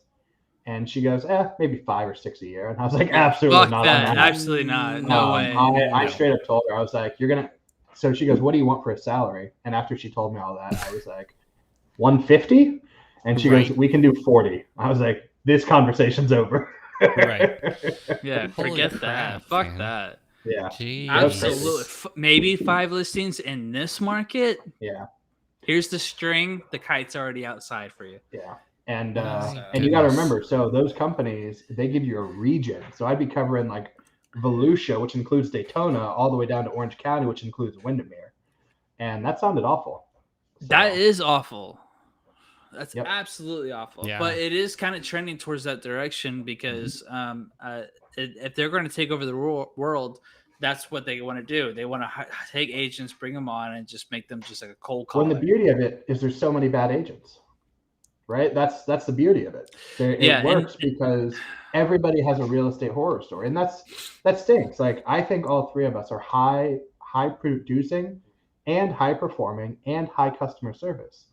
Right. And I know personally, if Zillow had succeeded, I would have made the first, second, maybe third wave of agents jump in the boat. But at the end of the day, bad agents have made this industry a terrible, terrible profession. Yeah. When I ran for politics, I ran for city commission, and the only thing people said bad about me, I ran a clean campaign. I had no negative ads. I only stuck to topics. I had detailed, like book level of what I plan to do in my race. Yeah. And the only thing people said about me was, you're a realtor. That's the only thing. Wow. Yeah, I lived in because the city You're a for realtor. 32 years. I was born and raised. Yeah. if there's actually a list out there, I don't know who produced it in Yeah. terms of like trustworthiness. Yep. It We're was like down. we're Yeah. within like what, the top 5, I think, for, or actually less than that. It's like a mechanic, a lawyer, mechanic, realtor, and like Politician. doctor, And, yeah. politician, and Yeah, stuff doctors like are that. high. Doctors are high. Yeah. So, So but it's the most trustworthy professions. yeah. So yeah, we're quite Interesting. low. Yeah, we're And that- and pretty that we're pretty stinks. low on the trustworthiness. And that stinks because the agents who perform at a high ethics level are also usually top performers in the industry anyway. Mhm. Right. But we'll call them the bad agents. I mean, it's not bad Yeah. ethics to talk about bad agents, you know. Yeah. Yeah, Chris is pointing to his customer service awards. Yeah. I got 3, and I'm gonna get a Wow. 4th one. Yeah, way see, I don't to go show for off those there, rate cowboy. surveys. Say what? I don't go for Way to those show rate off there, surveys. cowboy. I go for the Google reviews that actually matter.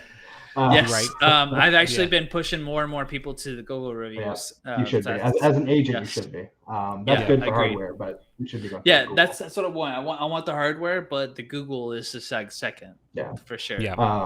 But So how do you know, think? How do you think a salaried employee, a salaried agent for Zillow, for Redfin, for whoever, would compare to a commission-based real estate agent?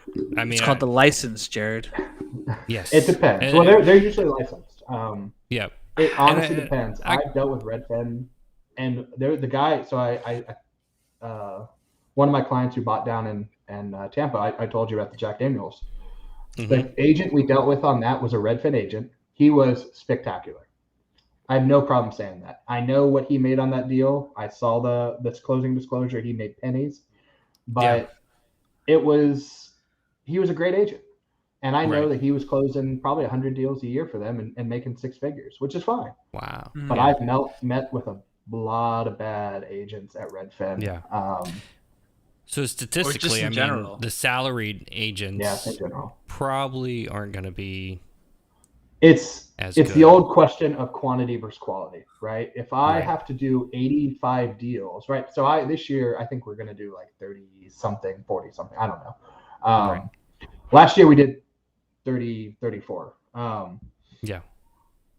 So in that number, if I have to do triple the volume to make the same amount of money I made this year, by definition, my quality has to go down because I only have so much time in the day, right? If I intend to have a family, and you can see the Christmas tree, right? I've got a kid.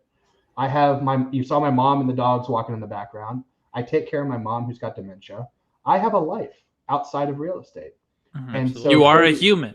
Yeah, 30, 40, Under that 50 beard, deals. under that Yeah, beautiful, right. luscious beard, Yeah. sir. there is a man.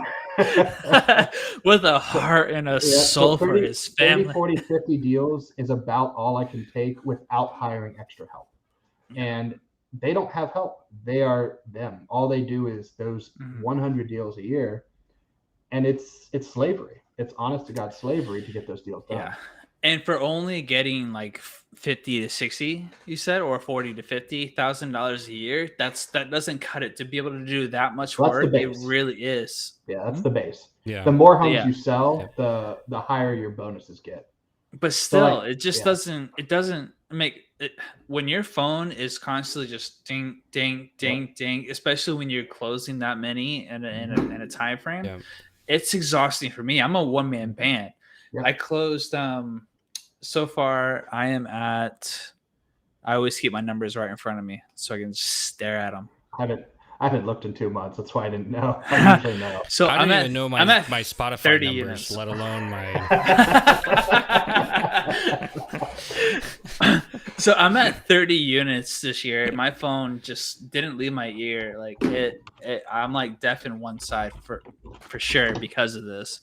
But for someone to do like 95, they get their license and jump straight into Zillow and to accumulate that much work without any real life experience, you are Right. definitely tipping the scales of quantity versus quality, and it's not going to work out for the consumer. That's why iBuyers is not healthy for consumer. Do they have a place such as OfferPad and Open Door? Like, and then absolutely yes, 100%. Because if I'm somebody who is for work and I have to relocate within 2 weeks to another place, like Open Door, OfferPad is definitely a place that you should definitely consider. But when a conglomerate such as like Zillow comes in and tries to just change everything, flip the whole industry upside down, it bit them in the ass, and rightfully so. But at the same token, everyone's going to learn from this. Everyone's going to make adjustments. And did it delay realtors from being obsolete? Yes. But for how long? That's a question to be had. That's the big question, yeah. That's the big question. I doubt it. Man, what if they succeeded? That would have been they're going to succeed. Like realtors, unfortunately, is going to go by the wayside. Yeah. It's a matter of time. It's not a matter of like if, it's a when. Right. And so I'm not a fan. The more the consumer has information, the better it is. And us realtors that are able to survive it will be able to profit more, because as of right now, we're I think at like 20 to 22,000 licensed agents for Central Florida. It's more than that. Oh my god! My god! That's just Aura. Oh Jesus Christ! That's so sickening. I'll make it even worse for you. So Chris is making pains of terrible, agonizing. He's on, his last breaths. But so Central Florida Metro, which covers all the way from Volusia County all the way down to Osceola, Kissimmee area, that's Disney and whatnot. And keep going. Into Hillsborough a little bit, which is Tampa. So that's 2.4 million people in the Orlando Metro. So Aura, which is the Orlando Regional Realtor Association, has like 24,000 agents. Now, that doesn't include the Osceola County Regional. That doesn't include Brevard County. That doesn't include Space Coast. That doesn't include the West or East Volusia County Realtors. So when you include all of them, we're talking almost 50,000 realtors for 2.4 million people, which means more than 1% of every single person has a license. Compare that to how many doctors are in the same area. What, 1,000? Mm-hmm. Right. How many lawyers? 1,000? 2,000? Yeah. Yep. Everybody, you can throw a rock into a crowd and you'll hit 3 realtors. I agree, 100%. But so everybody has a friend that's a realtor. It seems like. But as a consumer, it's so important to like ask around. Like if you want to give your friend like an opportunity, awesome. But if you want someone that's going to give you quality, or someone that's going to actually go to bat and has the experience, you need to look and evaluate like who different. At least 3. But 3 of them are going to be bad. You just have to ensure that if your friend is a realtor, because obviously I have friends, I'm a pretty popular guy, but you have to ensure that your friend who is the realtor can do the job that needs to be done. So yes, if you have a friend that, because we always reference like, oh, your friend that's a realtor, stay away. Don't stay away. Make sure he's going to do the right job. And if he, or she, sorry, they, whatever. Zer. Sorry. Anyways, but like you're right. But if they are new, then and ask them, do they have a mentor that they can reach out to help facilitate when things start getting a little hairy? So, because everyone starts new, and I'm not about dishing a new person, but like if you want to give your friend who has a license and is brand new an opportunity, 100% do it, but also ask them, do they have a mentor? Can they rely on their broker? And if the answer is no, can we find somebody that can give you a referral? Yeah. At least you're getting paid for it. I'll take 2 of those. So I had a buddy who said, hey man, my cousin, my direct cousin who lives down the road from me is a realtor. And I said, that's great. Is he experienced? He goes, he sells homes for 99.8% of list price. I said, okay, that's great. How long is that timeline? He goes, oh, he's been doing it all this year. I was like, bro, everybody's selling it for 100 to 101% this year. This is last year. And I said, I've been selling 99.8% list price since I started 6 years ago. That is my rolling 6-year average. And as soon as I said that, he goes, "Oh, you're the agent, buddy. You're taking it." But then to Chris's point, I'm mentoring an agent within Century 21, Clark, and he had a listing appointment, and the seller goes, "Hey man, I loved your stuff. Your marketing was on point." I mean, him and I drilled it. He was an agent with Coldwell before he came over, but so he kind of knew how to do it. So he drilled the listing appointment, absolutely crushed it. But the guy goes, "You've never sold a home before. Like you've never listed a home before." And he didn't know how to come back. So he came back, he called me, and I said, "You call that seller right now and you tell him you have a mentor who sells $8 million a year every year and has been named top 20 under 40 realtors in Orlando, who beat cancer, who did all of this. You tell him I will help you in any way you need." And he got listening. And he wears a kilt. Yes, and he wears a kilt. So I told him, I was like, "You use our broker's stats, you use my stats, all of this, bro. Yeah, like, I'm in your corner, therefore you are me."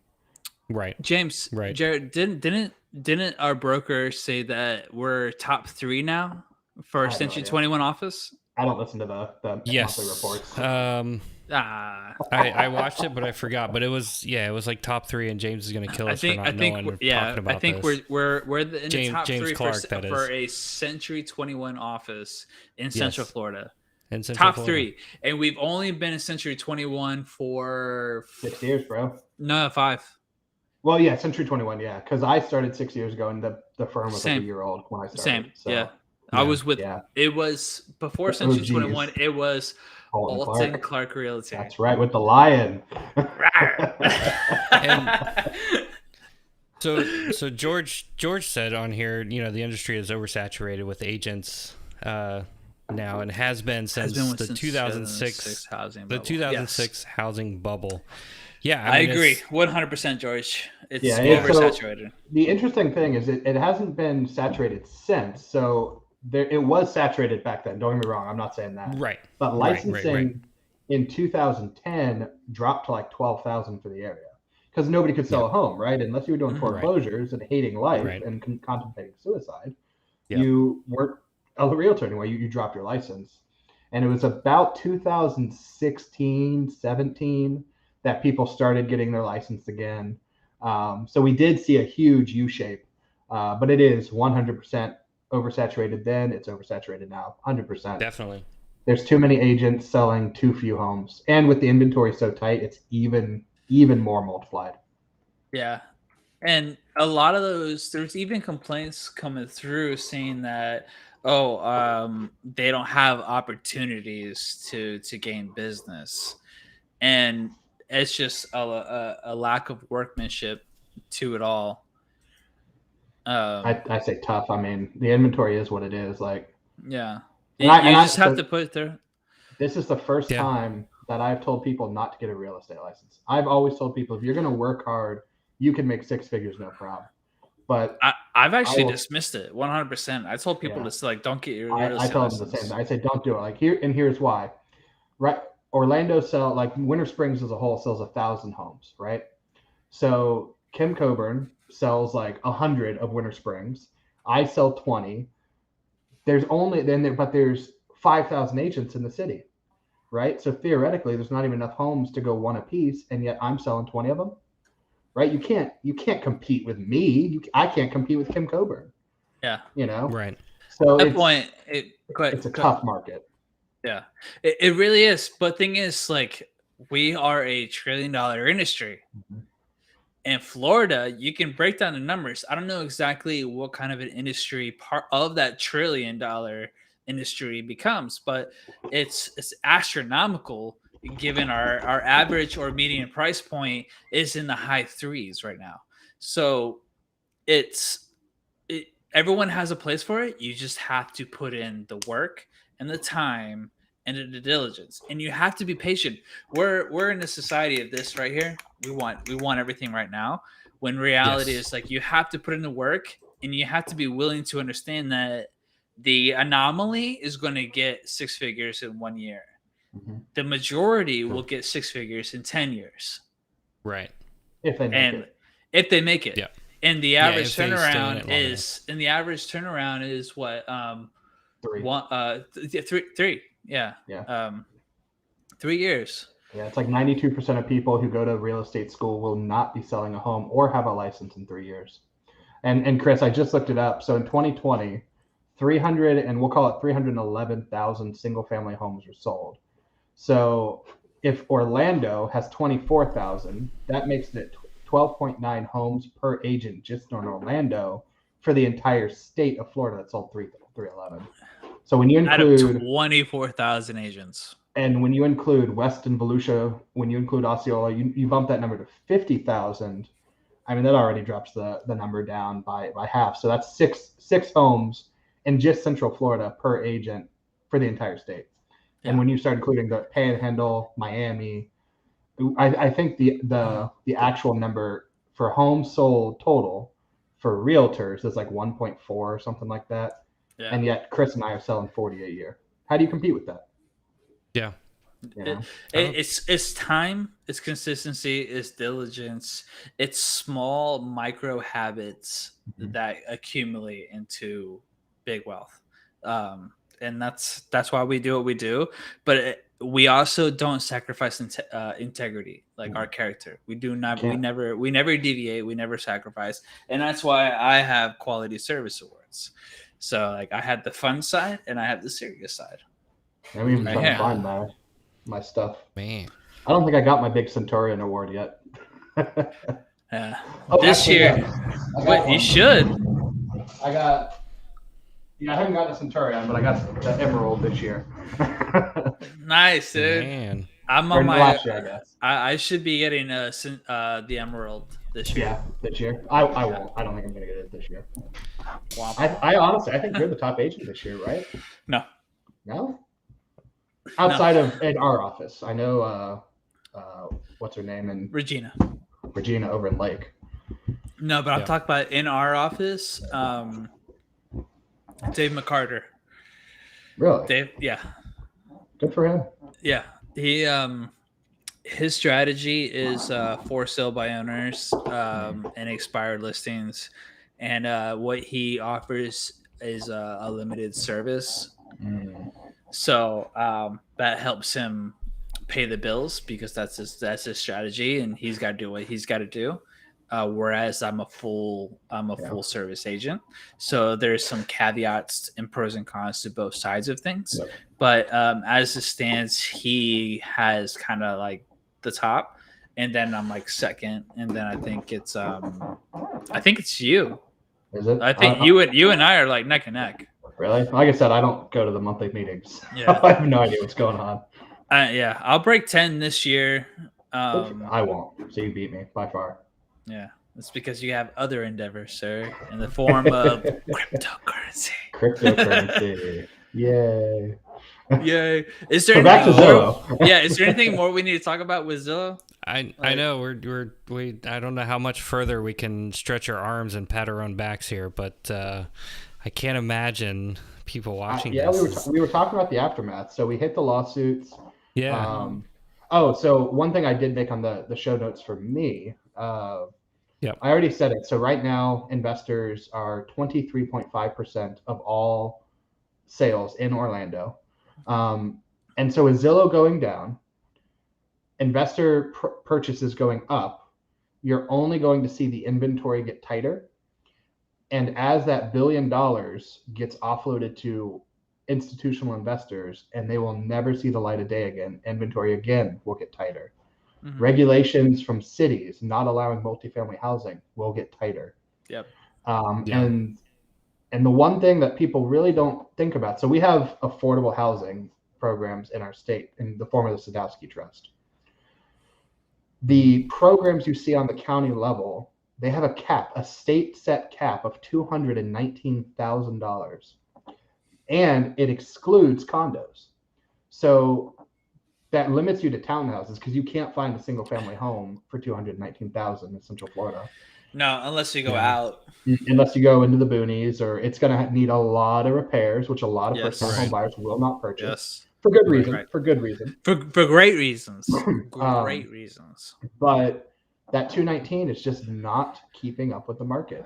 That should be at least the conventional loans just went to what, 687 Yes. this year.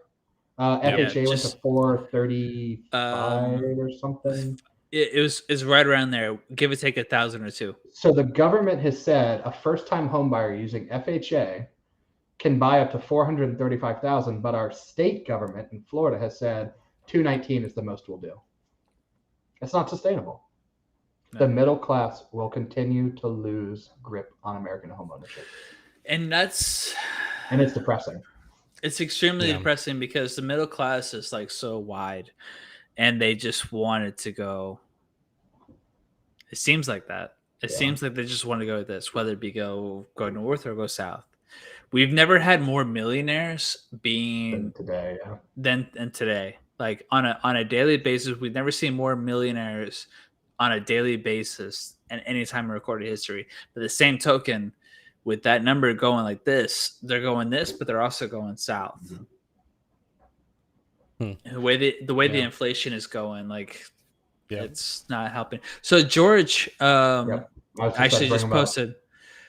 Jared, throw that comment up. Yep. Yeah. I believe every good realtor has their niche, the area they work the most. I buy and sell homes often. I always try to find a realtor That is familiar. that is with that the is thank you neighborhood. that is familiar with the neighborhood. I won't use realtor that sells out a lot of homes in South Orlando to list My home. my in West. home in West Orlando.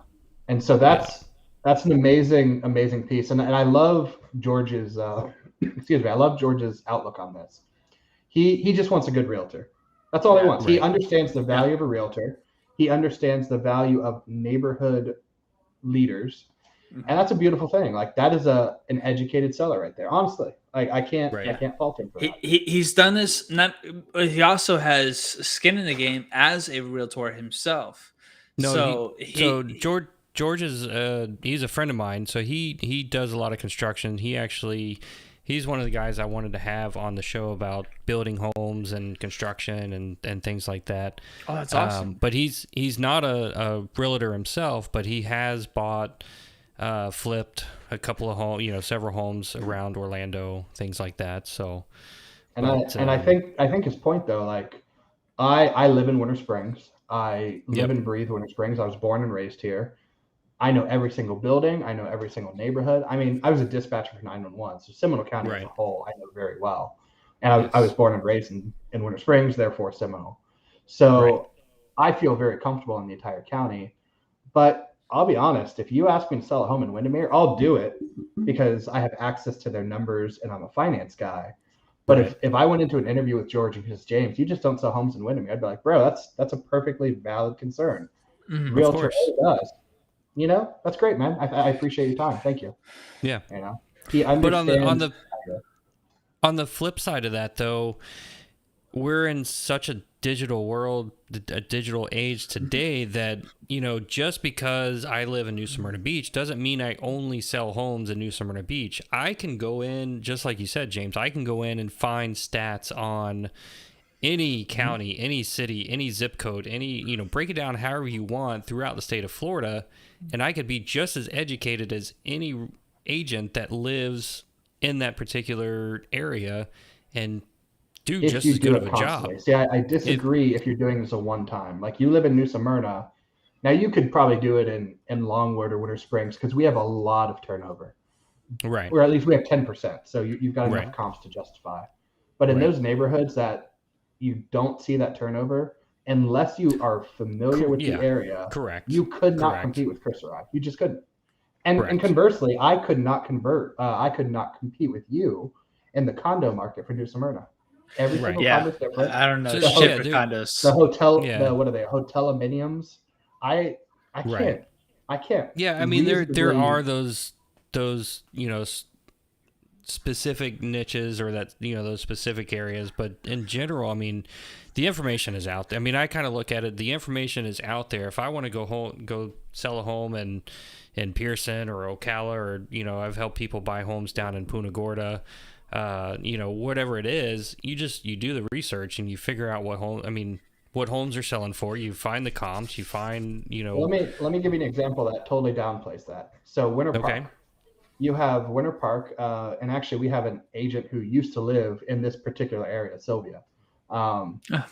She lived on this home that her particular home was worth gobs of money, and I won't say how much because of her privacy, but a good amount of money. Not so. She asked me to help her with the comps. Okay, no problem. I looked at the comps. I was born in Seminole County. Winter Park is only 20 minutes from me, and I'm looking at the comps. I'm like, Sylvia, this home went for X, and this home went for Y minus 300. Like, what the heck? What's the difference between literally a street? And these are all 1950s. They're all 3,000 square feet, and yet they're selling for $300,000 less. What the heck? And she explained the differences to me, and it made perfect sense. It was the builder who built them. And that's all it was. The conditions, the quality, it was all the same, but it was the builder. But when it comes to the 50s homes, 60s, 70s, 80s homes, how does a seller or even a realtor determine like the builder quality? Because in Winter Park, because they're established, very historic neighborhoods. And once she told me that, I went and looked at the records, and sure enough, she was right, because she lives there. I mean, of course she'd know it. And Winter Park is pretty, there's from one street to the next, just like you said. I mean, there can be some huge differences. Hundreds of thousands of differences for a home with an eyesight. Right. So how do you deal with that? Just like, so when I helped when I helped some clients buy a house down in Punta Gorda, it was right there on a canal, and I had to do a lot of research to figure out, okay, and I didn't know anything about this beforehand, but there's a side of the canal which is sailboat, I forget what the term was, but it's sailboat friendly, and then the other side of sailboat accessible. The other side was not. That was something that I learned, and there's, just like you said, James, there's a $50,000 to $70,000 difference between whether you're on the sailboat side or not. But what did we say earlier? 20% of agents would have done that research. 20. Correct. So if your buddy's a realtor, what is he in that 20%? Right. So I mean, I could have just as easily gone into it and blindly said, sure, the house is worth X amount. You should pay what they're asking, but I'm not in that 20 or that. I'm in that 20% that did the research. Almost killed yourself there. No, I know. I was about trying to end this man's career. Right. No. Right. Well, So, but long story short, I'm in that 20%. I did the research, and I was like, well, why because I looked at it. I saw that there was a difference between, this house here and then on the other side of the road, literally, there was a huge price difference. Yep. And I actually called other agents down there and said, hey, what can you tell me about this house? What can you tell me about that house? And they're like, hey, this is on the sailboat side and that one's not. And I was like, oh, okay, write that down. Let me research that. Let me figure out what's going on. Yeah. So there's a learning curve, but the agent has to be willing to do the research. The work. Yeah. The work the other that goes into it. Is you could do it, but what took you hours. Correct. If I was a local agent, if I was an expert, like George is saying, if I was an expert, Correct. That's going to take me 6 minutes. And who would you rather have sell your home? The guy who has to do 5 hours of research to learn one thing, or the dude who just knows it? I'm going with. But it could also be the person that you maybe know personally who is going to do the research, and you trust him more as a person. Or are you calling some random agent down in whatever city? Hey, get me the best dude. You don't know that agent. You assume he knows the market. You assume you're gonna do a good interview on him, or do you really trust your buddy that's gonna do the research and do a good job, and so on and so on. So it depends on the person, and yeah, it does. I think that's the reason I was so successful so quickly is people know I'm big brain, right? So they know what I'm going to put. Big brain, big bird. So, I mean, you wear the kilt, you got the big brain. They're like, you know what? James is not going to let me down on that. And and I'll be honest. You don't. In my 6 years, I have let down clients, and I've eaten that money. Yeah. So one of my first deals, I screwed up a floodplain. The agent in the MLS put no flood zone. I looked, but it was like 2 pixels on the FEMA flood map. And I said, oh, no, we're good. And we almost missed the closing date because we didn't have flood insurance. And then the lender, the underwriter on the final approval looked and said, you need flood insurance. And it was like $2,000 because we didn't have a flood certificate. And so, oh my Lord, I holy shit, paid that for the could flood kill the certificate. DTI. Oh, That yeah. could So have easily. I paid for the flood certificate, and I told him, I said straight up, I don't know what's going to happen. I don't know if your house is high enough above the elevation.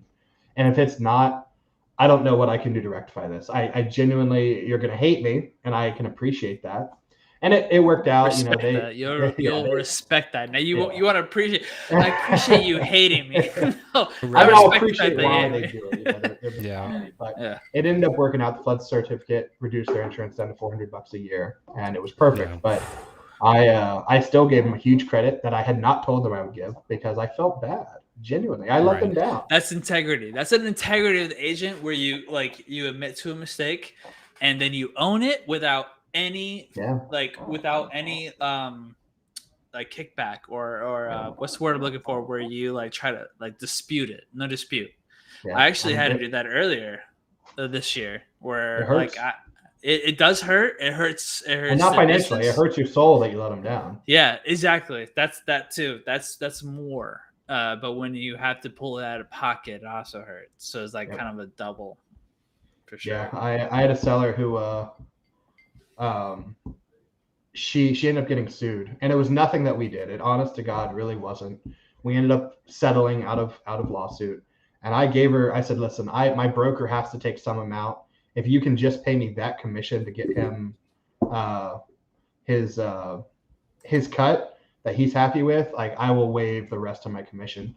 And I had no obligation to do that, but I felt bad. She got sued over really nothing. Right. And she's a single mom. So yeah, you're right. It comes down, just like George said, a good realtor has their niche. They know their market. They know their area.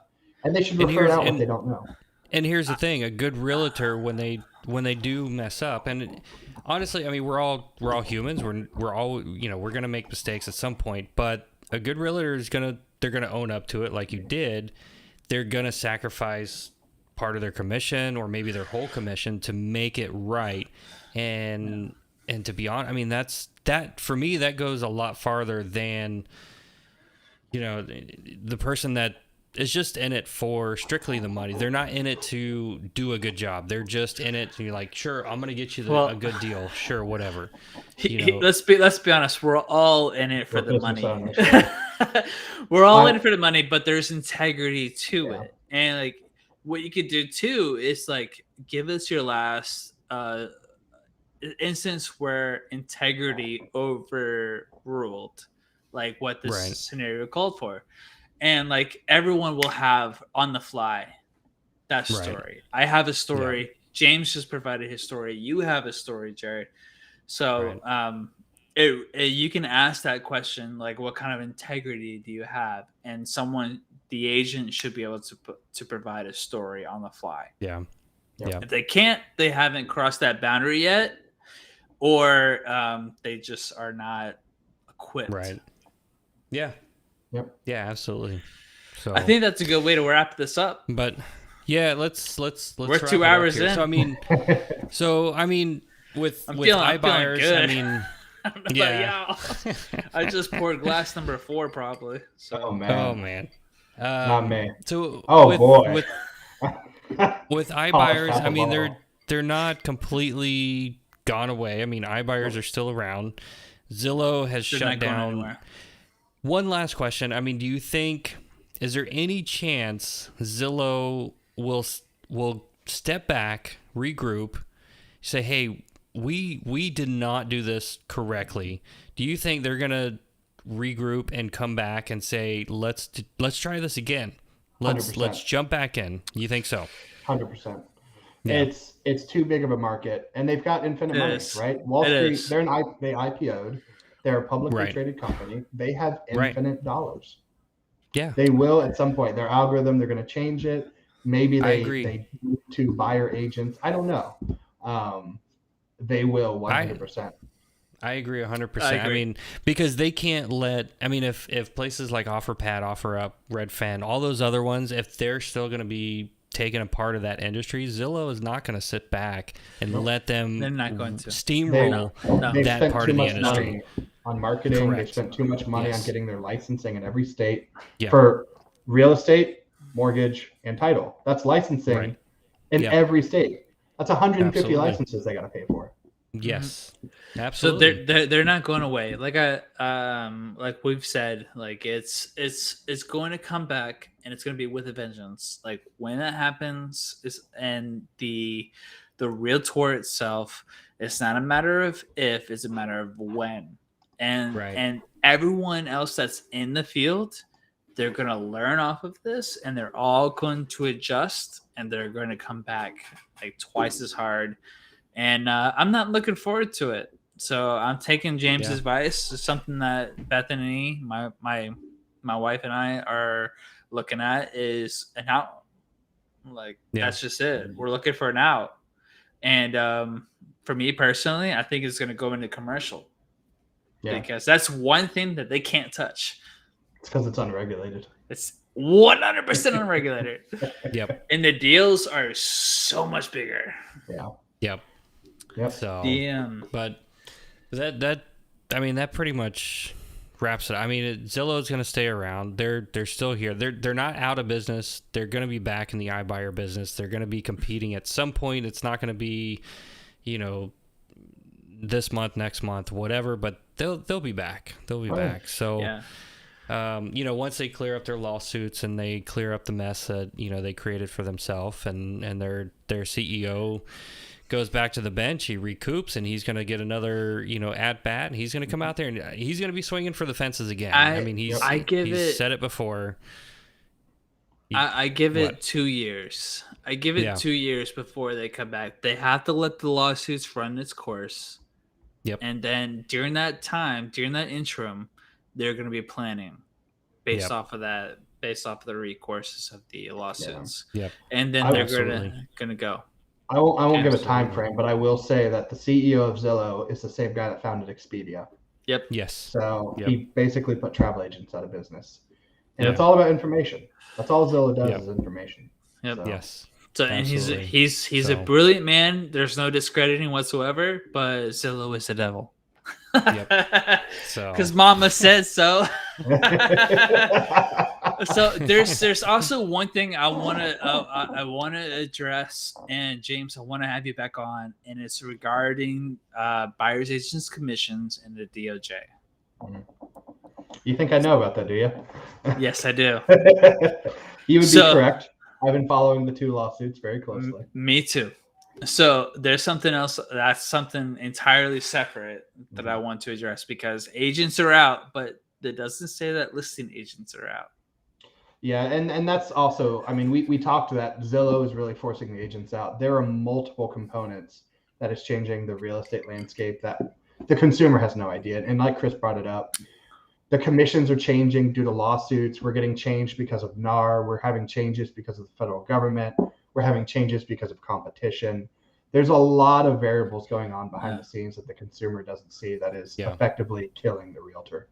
Yep. Right. So, your local agent, your best friend. And and that's commissions. That's how we survive. That's how we get paid. It is. And we do not make as much as you think. We really don't. Yes. Chris does. I mean, and we'll, Chris does know. To be honest, I do know. let's do an episode where we talk about commissions and where that money actually goes, why you're paying it, and because a lot of people, they look at commissions and they say, well, I'm paying way too much money to these guys or girls or whoever to sell a house that's going to sell in 1 or 2 days. So it's an important topic, and a lot of people, I mean, I get a lot of comments about that. It's like, man, why am I paying you 6%, 3, split by 3 and 3 to the seller, 3 to the buyer. And so, we don't have to get into it now. That is a great conversation. I see my head is turning. I'm ready for another 2 hours. and I know, but I'm sure most people. I mean, it's Friday night. It's 9:41 at night. People are gone. And People are yeah, gone. they're already downtown Orlando. They Oh, don't even yeah. know who we are anymore. So, but with that said, let's go ahead and we'll Raise call our it glasses. a night. I'm our out. glass. Raise our glasses. I'm You're not out? whiskey, You killed the but- bottle? Oh God, no. I've got a little bit. I only Oh, did, a okay. little bit. But Cheers, y'all. cheers to everybody. I appreciate everybody that continued watching, and cheers to that. Yeah, thanks Cheers, y'all. thanks so much for having me on, guys. It was honestly a pleasure. I had a great time. And James, Yeah, man. we would love to have you on And- more as our expert realtor or expert realtor. Expert. Kill- yeah, I don't Yeah, know. You got to remember, like you're giving me too much credit, man. I'll take all your business. No, So no, that's- no. No, good luck. James Evans and the Kilted team. You can find them on Facebook. Real Estate Kelt. That's CELT. So don't spell it No, with no, a K. K. But you could just Okay. what? No. Kilted. Oh, okay. Yes. If you just Yeah, type no, in Kilted Team, I'm probably going to pop up anyway. So it doesn't Yeah, matter. Yeah, so for you sure. probably just go to Google. You can find him. You can find Chris Neun on Facebook and Instagram. I put that up IG. backwards, but the Neun Group, you Group. can search for him, and then for myself, you can find me on Facebook, JDA Florida Homes, and a then lot on easier. YouTube, JDA Florida Homes. Just do a search for JDA Florida Homes, and you can. He find puts in me. real So, work on that YouTube too. So, Yes, you do. I've looked Well, through it. I've been slacking. Cheers a to you, little bit, man. but, It happens, but you put in you work. know, I've seen some of those it's- videos. Yeah, you do. You do a great Hey, job. I love I your appreciate graphs, it. everything, man. I You do a appreciate good it. job. I appreciate it. So, all right, guys. Well, I appreciate having you guys, and thanks for watching. And I hope you guys had enough to drink. Derek Allison, he popped in. He said cheers. So, cheers to Derek. Thanks for stopping in, and we'll see you guys next time.